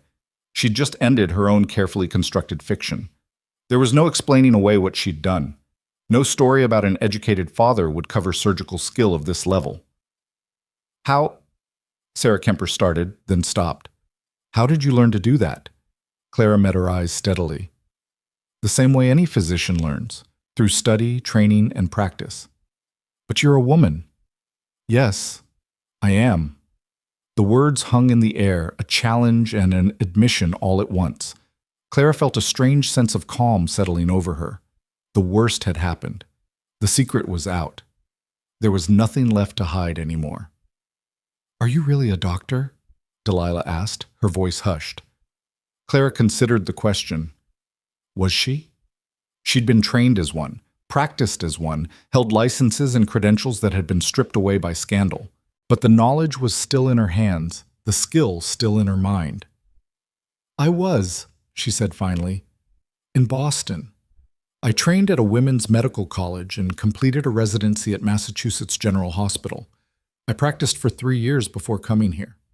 "Why didn't you tell anyone?" "Because physicians who are women aren't welcome in most places. Because I've learned that people would rather die than be treated by a female doctor. Because I came here to escape my past, not relive it." Clara's voice remained steady, but she felt the weight of every word. "I didn't intend to practice medicine here. I intended to disappear." "But you saved Tommy Brennan," Martha said, wiping her eyes. "And those ranch hands with typhoid. And now my granddaughter." "I couldn't watch people die when I knew I could help them." Sarah Kemper moved closer, her expression unreadable. "This is going to cause trouble, you know. People don't take kindly to deception." "I know. But," Sarah continued slowly, "people also don't take kindly to watching their loved ones suffer when there's someone who can help. You did save that girl's life just now. We all saw it. Even Doc Fletcher couldn't have done that surgery anymore." "The question is," Delilah said quietly, "what happens now?" Clara looked at each of them in turn. "That depends on what you all decide. If you want me gone, I'll leave. If you want me silent, I'll go back to pretending I'm nothing more than a shopkeeper's wife. But if you want me to help, truly help, using all the skills I have, then I need you to accept what I am. Not a physician's daughter, not an assistant, a physician." The silence stretched out, broken only by the soft breathing of the sedated girl on the table. Finally, Martha spoke. "My granddaughter is alive because of you. That's all I need to know." She looked at the other women. "What about the rest of you?" One by one they nodded, some reluctantly, some with obvious uncertainty, but they nodded. "Then it's settled," Martha said firmly. "Clara Hale is a doctor, and anyone who has a problem with that can take it up with me." She paused. "Though I imagine there will be plenty who do have problems with it." "Starting with the men," Sarah observed dryly, "they're not going to like this one bit." Clara knew she was right.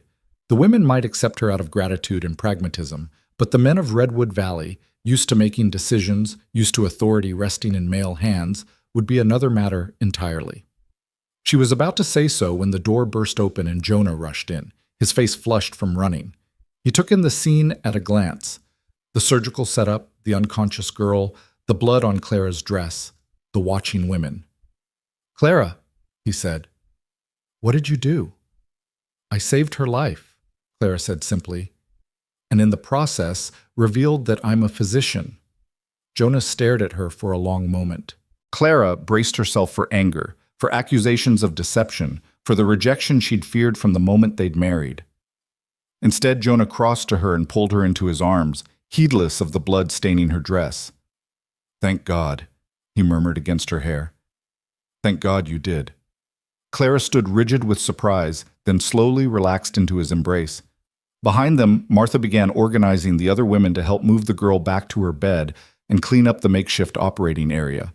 But Clara barely heard them. "You're not angry?" she whispered. "Angry?" Jonah pulled back to look at her. "Clara, I've watched you these past weeks dying a little every time you had to hold back, had to pretend to know less than you did. I saw it in your eyes every time someone got hurt and you couldn't fully help." He cupped her face gently. "I'm not angry. I'm relieved. Now maybe you can stop hiding who you really are. People will talk, they'll judge. Some will refuse treatment from me because I'm a woman." "Let them," Jonah said firmly. "Their loss." But even as she drew comfort from his support, Clara knew the real test was still to come. The women might accept her, and Jonah might stand by her. But convincing the rest of Redwood Valley, especially the men who held power and made decisions, that was going to be an entirely different battle. A battle that began the very next day, when the news spread through town like wildfire, and the objections started rolling in. Clara spent that night sitting at Martha's granddaughter's bedside, monitoring for any signs of post-surgical complications. The girl, her name was Emma, slept fitfully, occasionally moaning with pain but stable. Clara checked her pulse and temperature every hour, changed the dressing once when blood seeped through, and forced herself to stay alert despite bone-deep exhaustion. Dawn was breaking when Doc Fletcher finally returned from the mining camps. Martha met him at the door and brought him immediately to the bedroom. He stood in the doorway for a long moment, taking in the scene, the sleeping patient, the surgical instruments Clara had cleaned and arranged on a side table, the methodical record of vital signs she'd been keeping. "Martha told me what happened," he said quietly. "May I examine her?" Clara stepped back, allowing him access. Fletcher's examination was gentle and thorough. He checked the surgical site, palpated the abdomen for signs of peritonitis, assessed Emma's overall condition. When he finished, he turned to Clara with an expression she couldn't quite read. "Clean incision, proper closure, no signs of infection yet. You did excellent work." "Thank you." "We need to talk." Fletcher glanced at Martha. "Privately, if possible." They stepped into the front room, leaving Martha to watch over Emma. In the growing morning light, Clara could see the lines of fatigue and worry etched deep in Fletcher's face. "You know what this means?" he said without preamble. "What you did yesterday, that wasn't assisting. That was practicing medicine independently, surgery no less." "I know. The story about your father training you won't hold anymore. Anyone with medical knowledge who hears about this will know you have formal surgical training, hospital training." Clara met his gaze steadily. "I went to the Women's Medical College of Pennsylvania, graduated in 1872, completed a residency at Massachusetts General Hospital in Boston, practiced as a physician for 3 years before she paused. Before circumstances forced me to leave." Fletcher nodded slowly, as if confirming what he'd already suspected. "What circumstances?" "A patient died during a surgery I performed, a routine procedure that went wrong. There was an inquiry, accusations of incompetence, newspaper articles calling me dangerous. The medical board didn't revoke my license, but the hospital dismissed me and no other institution would hire me. When you're a woman physician and you fail publicly, there's no coming back from it. So you fled to the frontier and pretended to be someone else." "Yes." Clara's voice was barely above a whisper. "I thought I could leave it all behind, just survive quietly as Jonah's wife, but I couldn't watch people suffer when I knew I could help them." Fletcher was quiet for a long moment, his weathered hands clasped behind his back. Finally, he spoke. "What was the surgery that went wrong?" "Ovarian cystectomy. The patient hemorrhaged unexpectedly. I couldn't control the bleeding fast enough. Complications happen, Clara, even in the best hands with the best conditions. You know that." "I do. But it doesn't matter what I know. It only matters what people believe, and they believed I was dangerous because I was a woman trying to do a man's job." The old bitterness crept into her voice. "The male surgeon who assisted me suffered no consequences.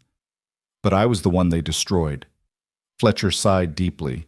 "And now you've revealed yourself again in another place, and the same thing could happen here." "I know.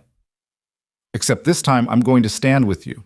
Fletcher's voice took on a note of steel. "This town needs you, Clara. I need you. And I'll be damned if I let ignorance and prejudice drive away the best physician this valley has seen in 20 years. Clara felt something loosen in her chest. Relief, gratitude, a fragile hope she was afraid to fully embrace. "They're going to fight this, the men especially. Let them try." Fletcher's jaw set. "I'm still the recognized physician here. If I say you're qualified to practice under my supervision, that carries weight. We'll frame it that way. You're working under my authority, with my full endorsement. It's not perfect, but it might be enough. And when you can't practice anymore, when your hands get worse and everyone knows I'm doing all the work, then we'll cross that bridge when we come to it." Fletcher smiled grimly. "For now, we focus on keeping you here and keeping people alive. Everything else is secondary." But as Clara discovered over the next few days, keeping people alive was going to be the least of her challenges. The backlash started before noon that same morning. Luther Grimshaw, The hotel owner, who fancied himself a civic leader, appeared at the general store with 3 other men in tow. Clara was behind the counter, exhausted but trying to maintain normal business, when they walked in with purpose in their steps. "Mrs. Hale," Grimshaw said, his voice carrying the weight of assumed authority. "We need to have a word." Jonah emerged from the stockroom, immediately placing himself beside Clara. "Gentlemen, what can we do for you?" "We've been hearing disturbing reports about your wife," Grimshaw continued. "Stories about her performing surgery yesterday on Martha Crawford's granddaughter, surgery that, if true, suggests she's been deceiving this community about her qualifications." "I saved a child's life," Clara said quietly. "That's not deception, that's medicine." "Medicine practiced by a woman who never declared herself as a physician," one of the other men interjected. "He was a rancher named Stewart," Clara recalled, "who let us all believe she was nothing more than a school teacher. That's deception in my book." "Would you have accepted treatment from me if I'd declared myself a physician from the start?" Clara challenged. "Would you have let your wives come to me with their ailments? Would you have trusted me with your children?" The silence that followed was answer enough. "That's what I thought," Clara said. "So yes, I kept quiet about my training because I knew how it would be received. But yesterday, a 14-year-old girl was dying, and I had the skill to save her. Would you rather I had let her die to preserve your comfort with traditional roles?" "That's not the point," Grimshaw blustered. "The point is we don't know who you really are or what qualifications you actually have. For all we know, you're a charlatan who's deceived everyone, including Doc Fletcher." "I'm not a charlatan." Clara's voice remained level despite the anger rising in her chest. "I have legitimate medical training from an accredited institution. I can provide documentation if necessary." "Then provide it," Stewart demanded. "Show us these supposed credentials. Prove you're what you claim to be." Clara felt the trap closing. Her credentials existed, but they bore her real name and included information about her time in Boston, information that would lead straight back to the scandal that had destroyed her career. If she provided documentation, the whole story would come out: the failed surgery, the inquiry, the accusations. Everything she'd fled from would follow her here. "I'll discuss my credentials with Doc Fletcher and the appropriate territorial authorities," she said carefully, "but not with a group of men who've already decided I'm guilty of something." "That sounds like evasion to me," Grimshaw said, turning to the other men. "I propose we take this to a town meeting. Let everyone hear the facts and decide whether Mrs. Hale should be allowed to practice medicine in Redwood Valley." "She's not practicing medicine," Jonah interjected firmly. "She's assisting Doc Fletcher, under his supervision. If you have concerns about that arrangement, take them up with him, but you don't get to question my wife's character or competence without cause." "We have cause," Stewart said. "Deception is cause. Unknown background is cause. The fact that she's a woman trying to do a man's job is cause." "Get out of my store." Jonah's voice was quiet but carried absolute authority. "All of you. Now." Grimshaw drew himself up. "This isn't over, Hale. There will be a meeting, and the community will have its say." After they left, Clara sagged against the counter. Jonah's arm came around her shoulders, steady and warm. "That went about as well as expected," she murmured. "Worse, actually. I thought we'd have at least a few days before the organized opposition started." Jonah squeezed her gently. "But we knew this was coming. We'll face it." The town meeting was called for the following Sunday after church services, giving both sides time to marshal their arguments and supporters. Clara spent the intervening days in a state of suspended anxiety, continuing to work with Fletcher while feeling the weight of scrutiny on every action. Emma Crawford's recovery proceeded smoothly, which helped Clara's cause considerably. By the 3rd day post-surgery, the girl was sitting up and taking solid food, the wound showing no signs of infection. Martha made sure everyone knew it, spreading the word through her network of friends and relations. But Clara also encountered the resistance firsthand. A miner with a badly infected hand came to Fletcher's office, took one look at Clara assisting, and demanded treatment from the real doctor only. Fletcher had stood firm, insisting Clara would do the work under his supervision or the man could leave. The miner had left, muttering about women overstepping their bounds. 2 days later, the man returned with his hand gangrenous and was forced to accept Clara's treatment to avoid amputation. She cleaned the wound, debrided the dead tissue, and dressed it properly while Fletcher watched. The miner endured it in sullen silence, never once thanking her. "That's how it's going to be," Fletcher told her afterward. "They'll fight until they need you desperately. Then they'll accept your help and resent you for it." "I can live with resentment as long as they accept the help." "Can you?" Fletcher studied her carefully. "Because resentment has a way of curdling into something worse, especially when men feel their authority threatened."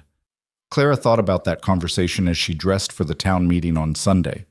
She chose her most conservative dress, pulled her hair back severely, did everything she could to appear respectable and non-threatening. Jonah watched her preparations with a sad understanding in his eyes. "You shouldn't have to diminish yourself to make them comfortable," he said quietly. "No, I shouldn't, but I have to be practical." Clara met his gaze in the mirror. "I need them to see me as safe, competent, helpful, not as a threat to their way of life." The church was packed when they arrived, every pew filled and people standing along the walls.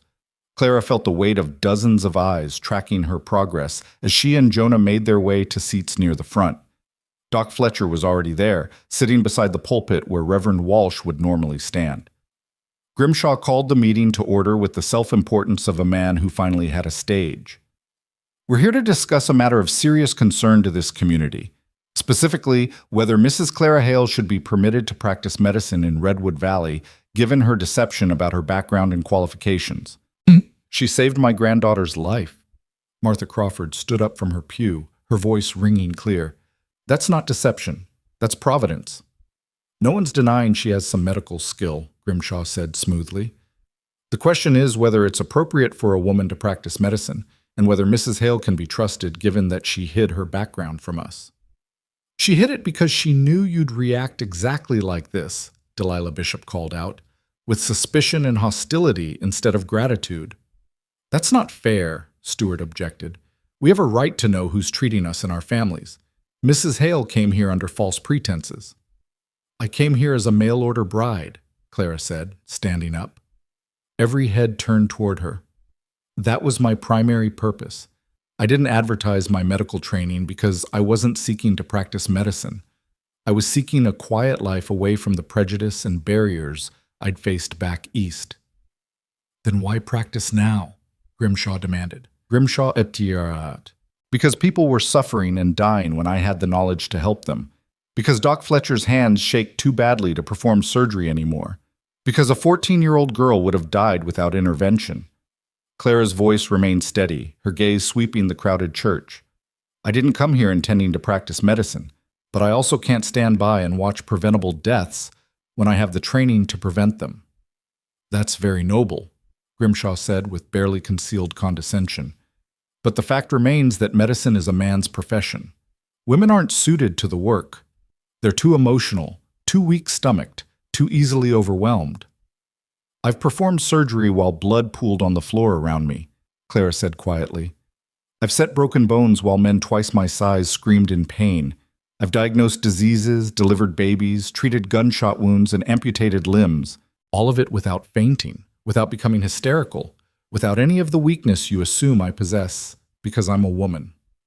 "You shouldn't have to defend your competence," Sarah Kemper said, standing up. "We all saw what she did for Emma Crawford. That surgery, I watched it. Her hands never shook. She never hesitated. She knew exactly what she was doing. That's not the work of someone playing at medicine. That's real skill."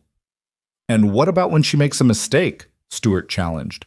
"What happens when someone dies under her care? Who takes responsibility?" The question hit Clara like a physical blow, because someone had died under her care. In Boston, on an operating table, despite her best efforts. The memory rose sharp and painful. The woman's face going slack, the desperate attempts at resuscitation, the moment when Clara had to step back and acknowledge defeat. "I do," Fletcher said, standing up beside the pulpit. His voice carried the weight of decades of practice. "I take responsibility. Clara's working under my supervision, with my full endorsement. Any mistakes are ultimately mine to answer for." "But your hands shake, Doc," someone called from the back. "Everyone knows it. How can you take responsibility for work you can't physically perform anymore?" "Because medicine is more than just hands," Fletcher shot back. It's knowledge, judgment, experience. I have those things even if my body is failing me. Clara has the hands I lack. Together, we can provide better care than I could alone." "That's a convenient arrangement for you," Grimshaw said, "but it doesn't address the fundamental question of whether it's appropriate for a woman to practice medicine at all." "Why isn't it appropriate?" Clara demanded. "Give me one reason besides tradition and prejudice." "Because it's against nature," Stewart said. "Women are meant to be wives and mothers, not doctors." "It says so in Scripture." "Don't quote Scripture at me," Martha interrupted sharply. "Scripture also says we're supposed to help the sick and care for the suffering." That's exactly what Clara's doing. The debate raged back and forth, voices rising, tensions escalating. Clara stood in the center of it, feeling the scrutiny, the judgment, the deep resistance to accepting her as anything other than an anomaly or a threat. Some spoke in her defense. The women whose families she'd helped, Fletcher's strong endorsement, even a few men who pragmatically acknowledged the town's need for medical care. But others remained adamantly opposed, their arguments ranging from religious objections to concerns about propriety to simple discomfort with a woman in a position of authority and expertise. Finally, Reverend Walsh raised his hands for silence. "I think we've heard enough arguments from both sides.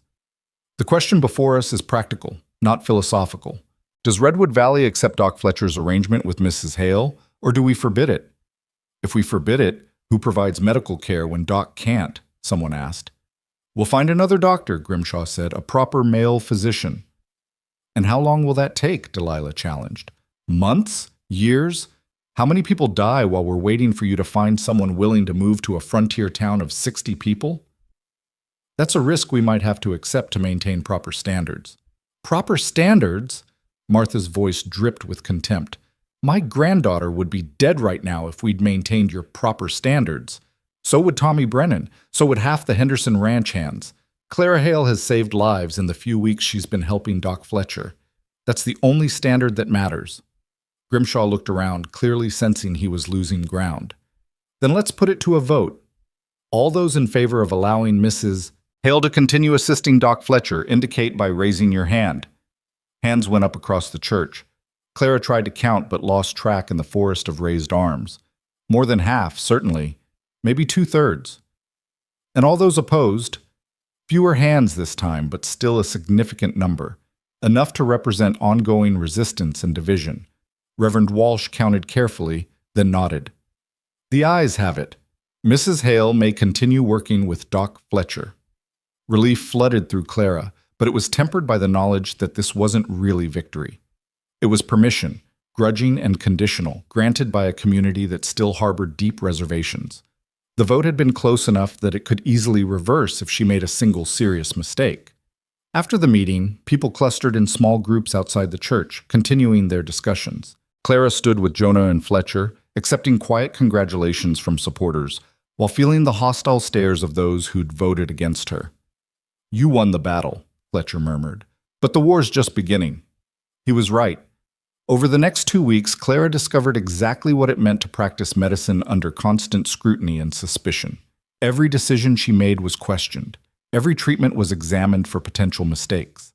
Patients came to her with wariness in their eyes, ready to blame her for any setback or complication. When a child she treated for fever developed a rash the next day, the parents accused her of making things worse, until Fletcher gently explained that the rash was a normal part of scarlet fever's progression, and Clara had diagnosed it correctly from the start. When an elderly man's infected wound took longer to heal than expected, his son complained loudly about her incompetence, until Fletcher pointed out that the man's diabetes, which Clara had also diagnosed, was slowing the healing process, and she'd warned them about exactly this outcome. Each vindication was exhausting. Each defense required by Fletcher's authority rather than acceptance of her own expertise. Clara felt like she was walking through a minefield, any misstep potentially catastrophic. But she also felt alive in a way she hadn't since leaving Boston. Every morning brought patients who needed her skills. Every successful treatment was a small victory. Every life saved or suffering alleviated was a reminder of why she'd endured years of training and fought so hard to practice her profession. Then, 3 weeks after the town meeting, the fever arrived. It started in the mining camps to the north, just as Fletcher had predicted. A fast-spreading sickness that left miners prostrate with high fevers, severe headaches, and a characteristic rash. Within days, it had reached Redwood Valley itself. Claire recognized it immediately from the symptoms the first patient presented: typhus, spread by lice, thriving in the crowded, unsanitary conditions of mining camps and boarding houses. Highly contagious, potentially fatal. "We need to act fast," she told Fletcher after examining the first 3 cases. "Quarantine the sick, implement strict hygiene measures, and treat the symptoms aggressively. If this spreads unchecked, it could kill dozens." Fletcher nodded grimly. "I'll speak to the town leaders. You start organizing a quarantine area. But organizing anything required cooperation, and cooperation required trust, which Clara still hadn't fully earned. When she tried to explain the need for quarantine measures to Sarah Kemper, whose boarding house was ground zero for the outbreak, she met immediate resistance. "You want me to turn away boarders? That's my livelihood, Mrs. Hale. I want you to isolate the sick ones before they infect everyone else in the house. If you don't, you'll have no boarders because they'll all be dead or fled." Sarah bristled at the bluntness but finally agreed. Together, they converted a storage building into an isolation ward, moving the sickest patients there and imposing strict rules about who could enter and how they had to wash afterward. Clara worked 18-hour days, moving between the quarantine ward and individual homes where people had fallen ill. She treated fevers, managed dehydration, watched for complications. Fletcher helped where he could, but increasingly Clara was working alone, making decisions, directing care, acting as the de facto physician for a community in crisis. And slowly, grudgingly, people began to trust her. They trusted her because she was there, hour after hour, day after day, when they were afraid and suffering. They trusted her because her treatments worked and people began recovering. They trusted her because she didn't flinch from the worst cases, didn't prioritize the wealthy or important over the poor and powerless. The crisis reached its peak when the fever struck the Henderson Ranch, affecting not just the hands but members of the family itself. Clara rode out in the middle of a rainstorm to find 3 people critically ill, including Robert Henderson himself, the patriarch whose influence carried enormous weight in the valley. She spent 48 hours at the ranch, barely sleeping, fighting to keep all 3 patients alive as the fever ran its course. The worst moment came when Henderson's fever spiked to dangerous levels and he began having seizures. Clara used every tool at her disposal: cooling baths, careful medication, constant monitoring, walking the razor's edge between too much intervention and too little. When Henderson's fever finally broke on the 3rd day and he opened his eyes, lucid and weak but alive, his wife collapsed in tears of relief. "Thank you," she whispered to Clara. "Thank you for saving him." Clara nodded, too exhausted for words. She rode back to town in bright morning sunshine, swaying in the saddle, barely able to stay upright. Jonah met her at the edge of town, helped her down from the horse, and practically carried her upstairs to bed. "You're going to make yourself sick if you keep this up." "Can't stop now," Clara mumbled, already half asleep. "Too many still sick." "Then rest for a few hours at least. You're no good to anyone if you collapse." She slept for 6 hours, woke to find Fletcher sitting beside the bed with a cup of coffee and a tired smile. "Henderson's recovering well," he reported.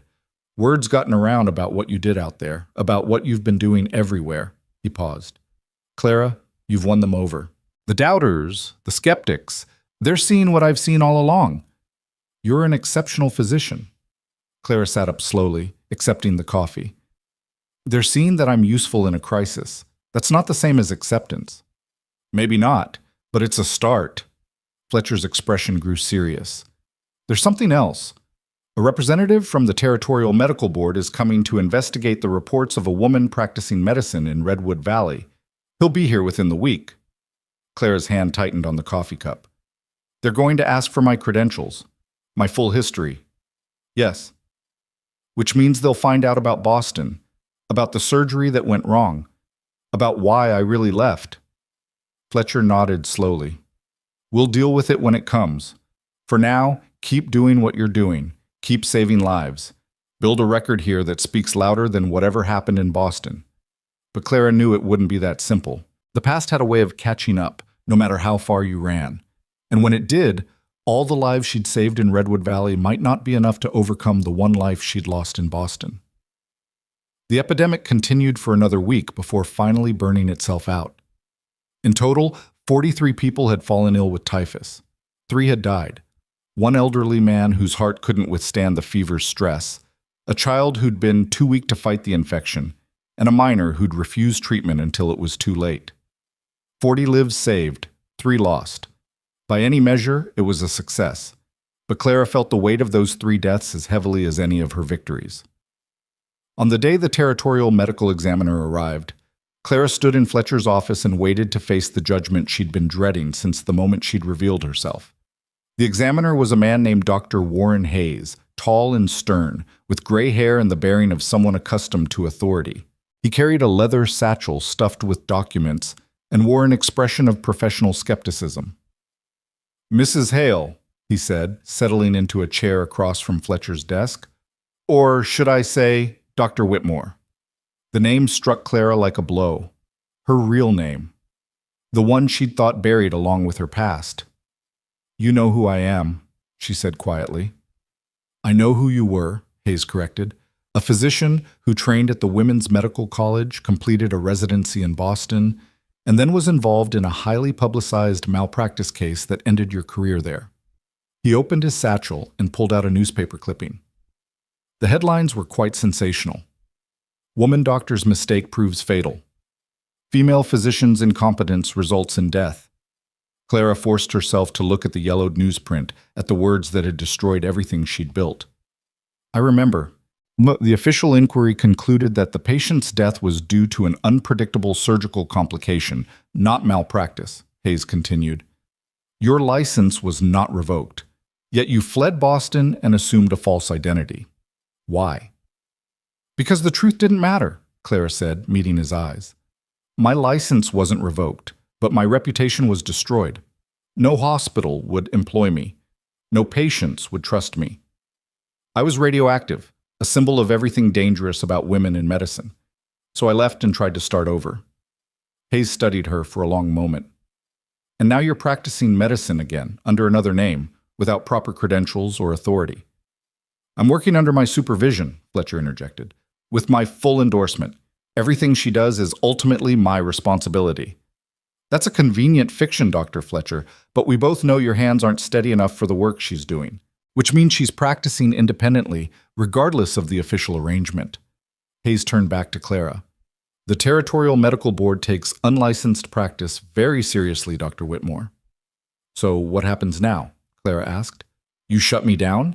Force me to leave? Watch people die because you're more concerned with credentials than competence?" "What happens now?" Hayes said carefully. "Depends on what I find when I investigate your work here. If I determine you're a danger to patients, then yes, you'll be barred from practice. But if I find that you're providing competent care and serving a genuine need..." He let the sentence trail off meaningfully. Over the next 3 days, Hayes conducted his investigation with methodical thoroughness. He interviewed patients Clara had treated, examined her case records, observed her performing examinations and procedures. He spoke with Fletcher, with town leaders, with families who'd been helped and those who'd resisted her care. Clara endured it all with as much grace as she could muster, knowing her entire future hung in the balance. At night, she lay awake beside Jonah, staring at the ceiling, imagining all the ways this could end badly. "Whatever happens," Jonah said one night, "we'll face it together. If they force you to stop practicing, we'll find another way. If they make you leave, I'll come with you." Clara turned to look at him in the darkness. "You'd give up everything? The store, the life you've built here?" "In a heartbeat," Jonah said simply. "You're my wife. Where you go, I go." The tears came then, unexpected and overwhelming. Clara pressed her face against Jonah's shoulder and wept. For the kindness she didn't deserve, for the support she'd never expected, for the marriage that had become something real and precious without her quite noticing when it happened. On the 4th day, Hayes called a final meeting in Fletcher's office. Clara sat with her hands folded in her lap, her spine straight, preparing herself for whatever verdict was coming. "I've completed my investigation," Hayes began, "and I find myself in an unusual position. Technically, Dr. Whitmore, or Mrs. Hale as she's known here, has practiced medicine without proper territorial credentials. That's a violation of medical board regulations. Clara's heart sank. However, Hayes continued, I've also found that her care has been competent, even exemplary. Her surgical technique is sound. Her diagnostic acumen is excellent. Her treatment protocols are current and appropriate. In the recent typhus outbreak, her intervention almost certainly prevented dozens of additional deaths. He paused. Moreover, this community genuinely needs her services. Dr. Fletcher is no longer capable of providing adequate care alone, and there are no other physicians available or willing to practice in Redwood Valley. So what's your recommendation? Fletcher asked. My recommendation is that Dr. Whitmore be granted provisional credentials to practice in Redwood Valley under Dr. Fletcher's supervision. The arrangement would be formalized, making her officially his assistant with authority to act independently in emergencies. She would be required to submit regular reports to the Territorial Medical Board documenting her cases and outcomes. Hayes looked directly at Clara. It's not a perfect solution. You'd still be practicing under someone else's authority rather than your own, but it would be legal and it would allow you to continue the work you're clearly meant to do. Clara could hardly breathe. You're granting me permission to practice? Provisional permission, yes. Contingent on continued competence and Doc Fletcher's ongoing endorsement. Hayes's expression softened slightly. What happened in Boston was tragic, Dr. Whitmore, but it shouldn't define your entire career. You've proven yourself here. Don't waste that second chance. After Hayes left, Clara sat in stunned silence. Fletcher poured 2 glasses of whiskey and handed her one. To second chances, he said, raising his glass. Clara clinked hers against his, then drank, feeling the burn all the way down. I can't believe it. I thought for sure. You thought he'd shut you down and run you out of town, Fletcher finished. But the evidence was on your side, the lives saved, the competent care, the genuine need. Even the medical board has to acknowledge reality sometimes. This is really happening. I can really practice medicine again. You never stopped practicing medicine, Clara. You just stopped hiding it. Fletcher smiled. Now you can do it openly, without fear.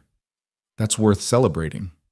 That evening, Jonah closed the store early, and they had dinner together in the upstairs rooms. A real meal, carefully prepared with wine from a bottle he'd been saving for a special occasion. They talked about the future, about the possibility of building a proper medical practice, about the lives they could save together. Later, as they prepared for bed, Jonah took Clara's hand gently. I've been sleeping on that daybed for almost 2 months now, he said quietly. And I want you to know, I don't expect anything. I won't push. But I want you to also know that somewhere along the way, this stopped being just an arrangement for me. Somewhere along the way, I fell in love with my wife. Clara looked at him, this steady, kind man who'd supported her through everything, who'd defended her, believed in her, loved her without demanding anything in return. And she realized that somewhere along the way, she'd fallen in love too. I think, she said softly, that maybe you could stop sleeping on the daybed. Jonah's smile was gentle and full of hope. Yeah? Yeah. He kissed her then, tender and careful, and Clara kissed him back, feeling like she was finally, truly home. The future was still uncertain. There would be more challenges, more resistance, more battles to fight. But standing here with Jonah, with her medical practice secured and her secrets finally in the open, Clara felt something she hadn't felt in years. Peace.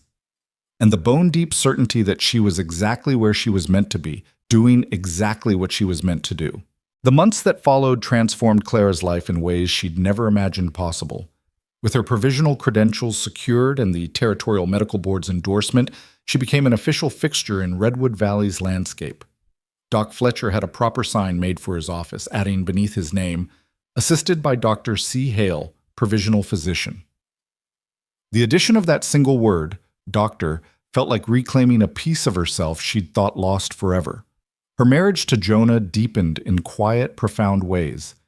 They learned each other's rhythms, the small intimacies of shared life. He brought her coffee in the early mornings before she left for house calls. She read aloud to him in the evenings from the medical journals that arrived monthly. They talked about everything and nothing, building a foundation of trust and affection that felt more solid than anything Clara had known in Boston. But as autumn painted the valley in shades of gold and crimson, a new challenge emerged that would test everything she'd built. It started with Robert Henderson, the rancher whose life Clara had saved during the typhus outbreak. He appeared at Fletcher's office on a cool October morning, his face drawn with worry that had nothing to do with his own health. "Doc Fletcher, Dr. Hale," he said, nodding to each of them. "I need to speak with you both about a serious matter." They ushered him into Fletcher's consultation room. Henderson sat heavily, his weathered hands gripping his hat. "It's about my daughter, Elizabeth," he said. "She's been feeling poorly for weeks now. Fatigue, nausea, some pain in her abdomen. She's been seeing Doc Fletcher, but—" He glanced apologetically at the older physician. "No offense meant, Doc, but the treatments aren't helping. She's getting worse." Fletcher nodded slowly. "I've been treating Elizabeth for what I thought was dyspepsia, digestive trouble. But you're right, she's not improving." "I'd like Dr. Hale to examine her," Henderson said, looking directly at Clara. "You saved my life. Maybe you can help my daughter too." Clara felt the weight of that trust, that expectation. "I'll do my best. When can I see her? This afternoon? I've got the wagon outside. We can ride out now if you're willing." The Henderson ranch house was larger and more comfortable than most in the valley, but Elizabeth Henderson's bedroom held the same stale air of prolonged illness that Clara had encountered in countless sick rooms. The young woman, 23, Clara recalled, lay in bed looking pale and drawn, her hand resting protectively over her lower abdomen. Clara introduced herself gently and began her examination with careful questions. How long had the symptoms persisted? What made them better or worse? Had there been any changes in her monthly cycles? Elizabeth answered with increasing discomfort, especially when Clara asked about her cycles. "They've been irregular," she admitted quietly, "but they've always been somewhat irregular, so I didn't think much of it." Clara's examination was thorough and gentle. She palpated Elizabeth's abdomen, noting the young woman's sharp intake of breath when she pressed on the right lower quadrant. There was a mass there. Clara could feel it clearly, firm, somewhat mobile, about the size of a large orange. Her mind raced through differential diagnoses. Ovarian cyst was most likely. Could be benign, could be malignant, could be something else entirely. A fibroid, an abscess, even an ectopic pregnancy, though Elizabeth insisted she'd never been intimate with anyone. "I need to examine you more thoroughly," Clara said quietly. "It may be uncomfortable, but it's important." The internal examination confirmed her suspicions, a significant mass arising from the right ovary. From its characteristics, Clara suspected it was a dermoid cyst, benign but problematic because of its size and the symptoms it was causing. After helping Elizabeth dress again, Claire sat beside the bed and took the young woman's hand. "You have a growth on your right ovary," she said gently. "A cyst, most likely.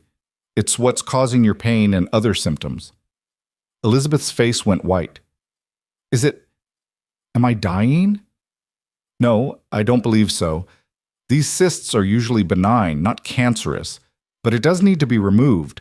It's too large to resolve on its own, and if it ruptures or twists, you could face serious complications." "Removed?" Elizabeth's voice was barely a whisper. "You mean surgery?" "Yes." "But—" Elizabeth's eyes filled with tears. "If you operate on my ovary, will I still be able to have children?" Clara squeezed her hand. "I'll do everything possible to preserve your fertility. If the cyst is what I think it is, I should be able to remove just the cyst and leave the ovary intact. But I can't make promises. Sometimes we don't know what we're dealing with until we're actually in surgery." Elizabeth nodded slowly, wiping her eyes. "When would you do it?" "Soon. Within the week. The longer we wait, the more risk there is of complications." Downstairs, Clara explained the situation to Robert Henderson and his wife, Margaret. They listened with the tense attention of parents confronting their worst fears. "This is the same kind of surgery that went wrong in Boston, isn't it?" Robert asked quietly. Clara's heart stuttered. She'd known the story had spread. Territorial Medical Board investigations weren't exactly confidential, but hearing it referenced so directly still felt like a blow. "Yes," she said steadily. "The surgery I performed in Boston was an ovarian cystectomy. The patient died from hemorrhage I couldn't control. It was the worst moment of my professional life." "But you want to perform the same surgery on our daughter," Margaret said, her voice tight. "I want to save your daughter's life, and yes, that requires the same surgical procedure, but I've learned from that tragedy. I know what went wrong and how to prevent it. I've performed this surgery successfully multiple times since then, including several times during my residency after the incident in Boston. Clara met their eyes directly. I won't lie to you. All surgery carries risk. But if we don't operate, Elizabeth will continue to deteriorate. The cyst could rupture, causing massive internal bleeding. It could twist, cutting off blood supply and causing tissue death. Either scenario could be fatal. Robert exchanged a long look with his wife. Finally, Margaret spoke. You saved my husband's life during the fever. We trust you, Dr. Hale. If you say Elizabeth needs this surgery, then we'll consent to it. But Robert held up a hand. On one condition. Doc Fletcher assists you. I know his hands aren't steady enough to operate, but I want him there. His experience, his judgment, that has value too. I wouldn't have it any other way, Clara said. I always work better with Doc Fletcher's guidance. The surgery was scheduled for 5 days later, giving Clara time to prepare and Elizabeth time to build up her strength. Clara spent those days in a state of controlled anxiety, planning every aspect of the procedure, reviewing her anatomy texts, mentally rehearsing each step. Jonah watched her with quiet concern. You're going to wear yourself out before you even start. I can't afford any mistakes, Clara said, poring over her surgical notes by lamplight. Not with this procedure, not after Boston. Clara. Jonah gently took the notes from her hands. You've already proven you can do this. You saved Emma Crawford with emergency surgery in primitive conditions. This will be in Doc Fletcher's office, with proper equipment, and you'll have time to work carefully. You're ready. What if I'm not? What if something goes wrong again and Elizabeth dies and everyone realizes they were right to doubt me? Jonah pulled her close. Then it will be a tragedy, but it won't be because you're incompetent or reckless. It will be because medicine is imperfect and sometimes patients die despite our best efforts. That's not the same as failure. Clara pressed her face against his shoulder, drawing strength from his certainty. When did you become so wise? I've been taking lessons from a very smart woman. The night before the surgery, Clara couldn't sleep. She lay beside Jonah, watching moonlight paint shadows on the ceiling, feeling the weight of responsibility pressing down on her chest. At some point, she must have drifted off because she woke to gray dawn light and Jonah's hand on her shoulder. It's time, he said softly. Doc Fletcher sent word that everything's ready. Clara dressed carefully, her hands steady despite the anxiety churning in her stomach. This was what she'd trained for, what she was meant to do. She would not let fear or past failure control her. Fletcher's office had been transformed into as close to a proper operating theater as frontier conditions allowed. The examination table had been scrubbed with carbolic solution. Instruments lay arranged on a sterile cloth, scalpels, forceps, retractors, needles, and surgical thread. Water boiled on a small stove in the corner. Fletcher himself stood ready, his tremoring hands clasped behind his back but his eyes sharp and focused. Everything's prepared, he said. Elizabeth's in the next room with her parents. Are you ready? Clara took a deep breath. Yes. Elizabeth was terrified but trying to be brave. Clara spent several minutes talking with her, explaining exactly what would happen, answering every question with patient honesty. Finally, she administered chloroform, real anesthesia this time, not the improvised laudanum and whiskey she'd used on Emma Crawford. As Elizabeth's consciousness faded, Clara looked up at Fletcher. If I make a mistake, if I start to lose control of the situation, I need you to tell me. Don't let pride or kindness keep you silent. I'll be right here, Fletcher promised, every step of the way. Clara made her first incision with the calm precision of experience. The skin parted cleanly beneath her scalpel, revealing the layers of fascia and muscle beneath. She worked methodically, isolating vessels, controlling bleeding, opening the peritoneal cavity with careful attention to anatomical landmarks. And there it was, the cyst, exactly as she'd predicted from her examination. A dermoid cyst, large and firm, attached to the right ovary by a thick pedicle. It looked benign, which was a relief, but its size and position made the dissection challenging. Talk me through your approach, Fletcher said quietly, his voice a steadying presence. I'm going to isolate the pedicle first, Clara murmured, her hands moving with practiced confidence. Clamp it to control blood supply, then dissect the cyst free from the ovarian tissue. The key is being patient. Rushing increases the risk of tearing the cyst or damaging the ovary. She worked with painstaking care, millimeter by millimeter, separating the cyst from healthy tissue. Sweat beaded on her forehead. Her back ached from bending over the table, but her hands remained rock steady, her focus absolute. This was where the Boston surgery had gone wrong, in this exact moment of dissection. The patient's anatomy had been abnormal, vessels positioned differently than expected. Clara had nicked a major artery without realizing it until blood suddenly flooded the surgical field. She'd tried to find the source, to control it, but the bleeding had been too rapid and the patient's blood pressure had dropped too fast. But this time, Clara worked slowly, identifying each vessel before cutting, clamping everything that might bleed. When she finally freed the cyst and lifted it clear, the ovary beneath looked healthy and intact. "Beautiful work," Fletcher breathed. "Clean dissection, minimal trauma to surrounding tissue. That ovary should function normally." Clara allowed herself a moment of relief before beginning the careful process of closure. She checked methodically for any bleeding she might have missed, irrigated the surgical site with carbolic solution to prevent infection, then began suturing layer by layer. It took 2 hours total.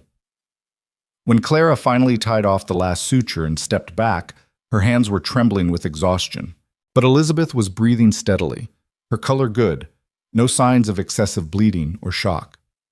"She's stable," Fletcher confirmed, checking her pulse. "Excellent work, Clara. Textbook procedure." Clara carefully covered the incision with clean bandages, then moved to the wash basin to scrub her hands. She was washing away the blood when she heard footsteps behind her. Robert and Margaret Henderson stood in the doorway, their faces tight with anxiety. "How is she?" Margaret asked. "The surgery was successful," Clara said, drying her hands. "The cyst was benign, as I hoped, and I was able to remove it while preserving the ovary. She should make a full recovery." Margaret's face crumpled with relief. Robert's eyes were suspiciously bright. "Thank you," he said hoarsely. "Thank you for saving her."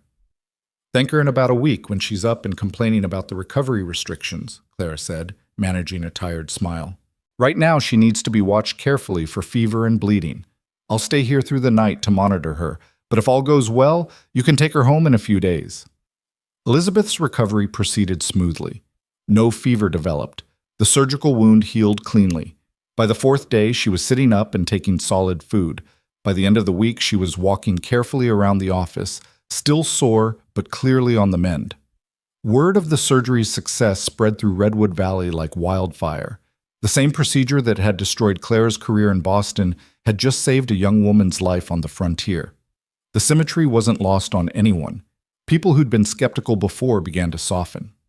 Men who'd voted against her at the town meeting stopped by the general store to nod respectfully. Women brought small gifts, preserves, bread, flowers, tokens of gratitude and acceptance. Even Luther Grimshaw, who'd led the opposition, approached Clara one afternoon as she walked back from a house call. "Mrs. Hale, Dr. Hale," he corrected himself awkwardly. "I owe you an apology. I was wrong about you. Wrong to question your competence based on nothing but prejudice." Clara studied him for a moment. "Thank you for saying so." "My wife's been having some troubling symptoms," Grimshaw continued. "Persistent cough, some chest pain. Would you be willing to examine her?" It was an olive branch, an acknowledgement of trust. Clara accepted it with grace. "Of course, have her come by the office tomorrow morning." As the winter settled over the valley, bringing snow and cold, but also a kind of peace, Clara found herself finally, truly settling into her life.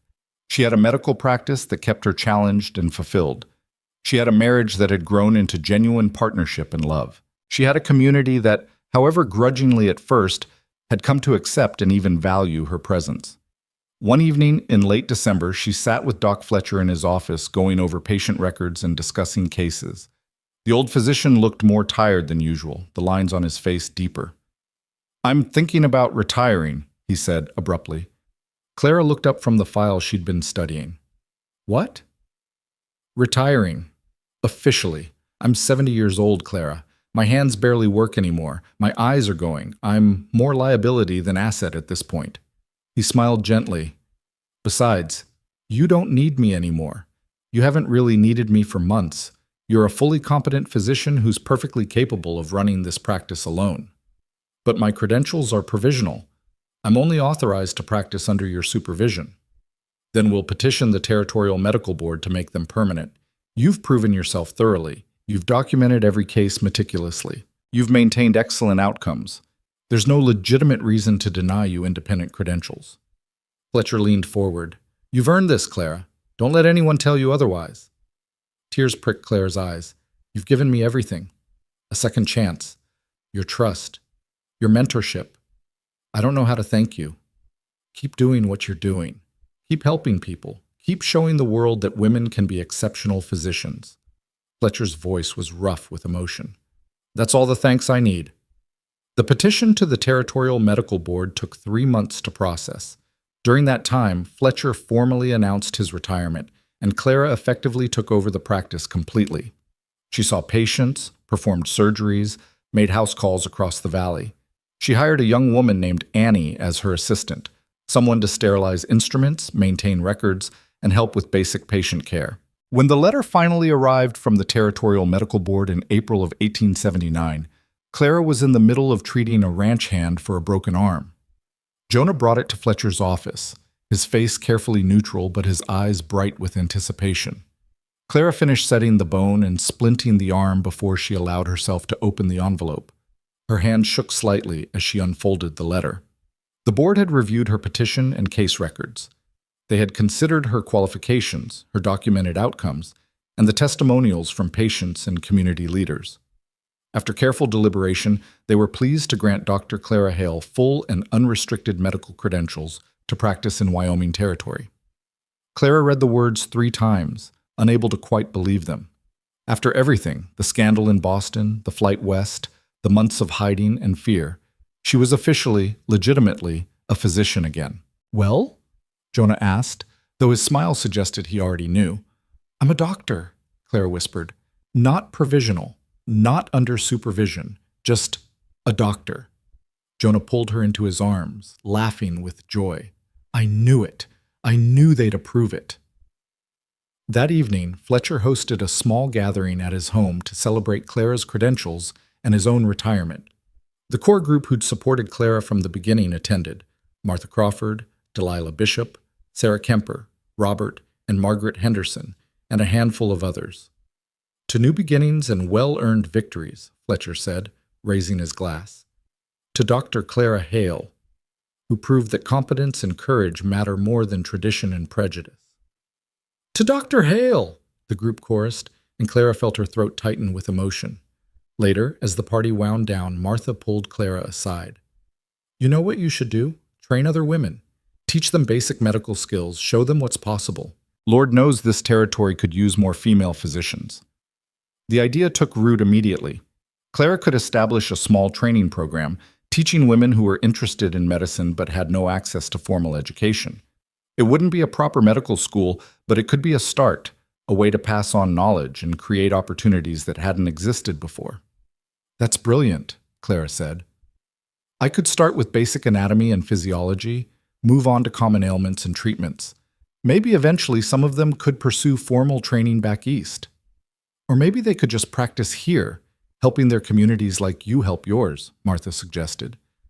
Not every woman wants to leave home to become a doctor, but every community needs healers. Over the following months, Clara laid the groundwork for what she began calling the Redwood Valley Medical Training Program for Women. She recruited 6 students, 4 young women from town and 2 from nearby ranches. They met twice weekly in the evening, studying from Clara's medical texts, learning anatomy from detailed drawings, practicing basic procedures on each other under Clara's careful supervision. The program drew criticism from some quarters. Women learning medicine was still controversial, still seen by many as inappropriate or dangerous. But Clara had learned to weather criticism. She had credentials now, official sanction, and a track record of success. Her detractors could grumble all they wanted. She wasn't going to stop. By summer, the practice had grown enough that Clara needed to expand. Jonah helped her renovate a building next to the general store, creating a proper medical office with an examination room, a small surgical suite, and even 2 beds for patients who needed overnight observation. The sign above the door read simply, Dr. Clara Hale, Physician. No qualifications, no explanations, just her name and her profession, claimed fully and without apology. On a warm August evening, Clara stood in that office after her last patient had left, looking around at everything she'd built. The shelves lined with medical supplies and texts. The examination table where she'd treated hundreds of patients. The surgical instruments gleaming in their glass case. This was hers. Built not on deception or hiding, but on honest work and proven competence. Built on the ruins of what she'd lost in Boston, but stronger for having been rebuilt. Jonah appeared in the doorway, leaning against the frame with that soft smile she'd grown to love. Ready to come home? Almost. Clara moved to the window, looking out over the main street of Redwood Valley. She could see the general store with its warm lights, the church where she and Jonah had married just over a year ago, the boarding house where Sarah Kemper probably had supper on the stove, the hotel where she'd spent that first terrified night wondering if she'd made a terrible mistake coming here. You know what I was thinking about? Clara said quietly. That day I arrived. How scared I was. How certain I was that I'd never practice medicine again, that I'd spend the rest of my life hiding who I really was. Jonah came up behind her, wrapping his arms around her waist. And now? Now I have everything I thought I'd lost forever. A medical practice, respect, purpose, and something I never even thought to hope for. She turned in his arms to face him. A real marriage, real love. I love you too, Jonah said simply. Everything about you, the physician, the woman, the stubborn determination that wouldn't let you stay hidden, even when it would have been safer. Clara kissed him, soft and lingering. Then she stepped back and took one last look around the office. I'm ready now. Let's go home. They walked back to the general store together in the gathering twilight, hand in hand. As they climbed the stairs to their rooms, Clara could hear the sounds of the town settling in for the evening, a baby crying somewhere. The distant sound of laughter from the saloon, a dog barking. Normal sounds. Peaceful sounds. The sounds of a community going about its life, secure in the knowledge that if something went wrong, if someone got sick or injured, there was a physician they could trust to help them. That physician was Clara. Not Clara Whitmore anymore, forever running from her past. Not a woman pretending to be less than she was to make others comfortable, but Dr. Clara Hale, fully credentialed, fully accepted, fully herself. She had come to Redwood Valley to disappear. Instead, she had found herself again, had reclaimed her identity, her profession, her purpose. And in the process, she'd found something she hadn't even known she was searching for, a place to belong. Not despite who she was, but because of it. Later that night, as she and Jonah lay in bed with the windows open to the summer breeze, Clara thought about all the women who would come after her, the students she was training, the female physicians who might someday practice openly without having to fight as hard as she had, the young girls who might grow up believing they could be doctors if they wanted to, because they'd seen Dr. Hale doing it. The path she'd walked had been hard, littered with obstacles and opposition, marked by failure and fear and the desperate need to hide. But she'd walked it anyway, and in doing so, she'd made it just a little bit easier for the women who would follow. That was legacy enough for anyone. Clara reached for Jonah's hand in the darkness, lacing her fingers through his. He squeezed gently, and she knew he was still awake too, both of them simply existing in this moment of hard-won peace. Outside, the Wyoming night stretched vast and starlit over the valley. And inside this room, in this bed, Clara Hale, physician, wife, teacher, survivor, finally allowed herself to rest. She had stopped running. She had stopped hiding. She had stopped being afraid of her own competence and the threats it posed to others' expectations. She had simply started being herself, fully and completely. And it turned out that was enough. More than enough. It was everything.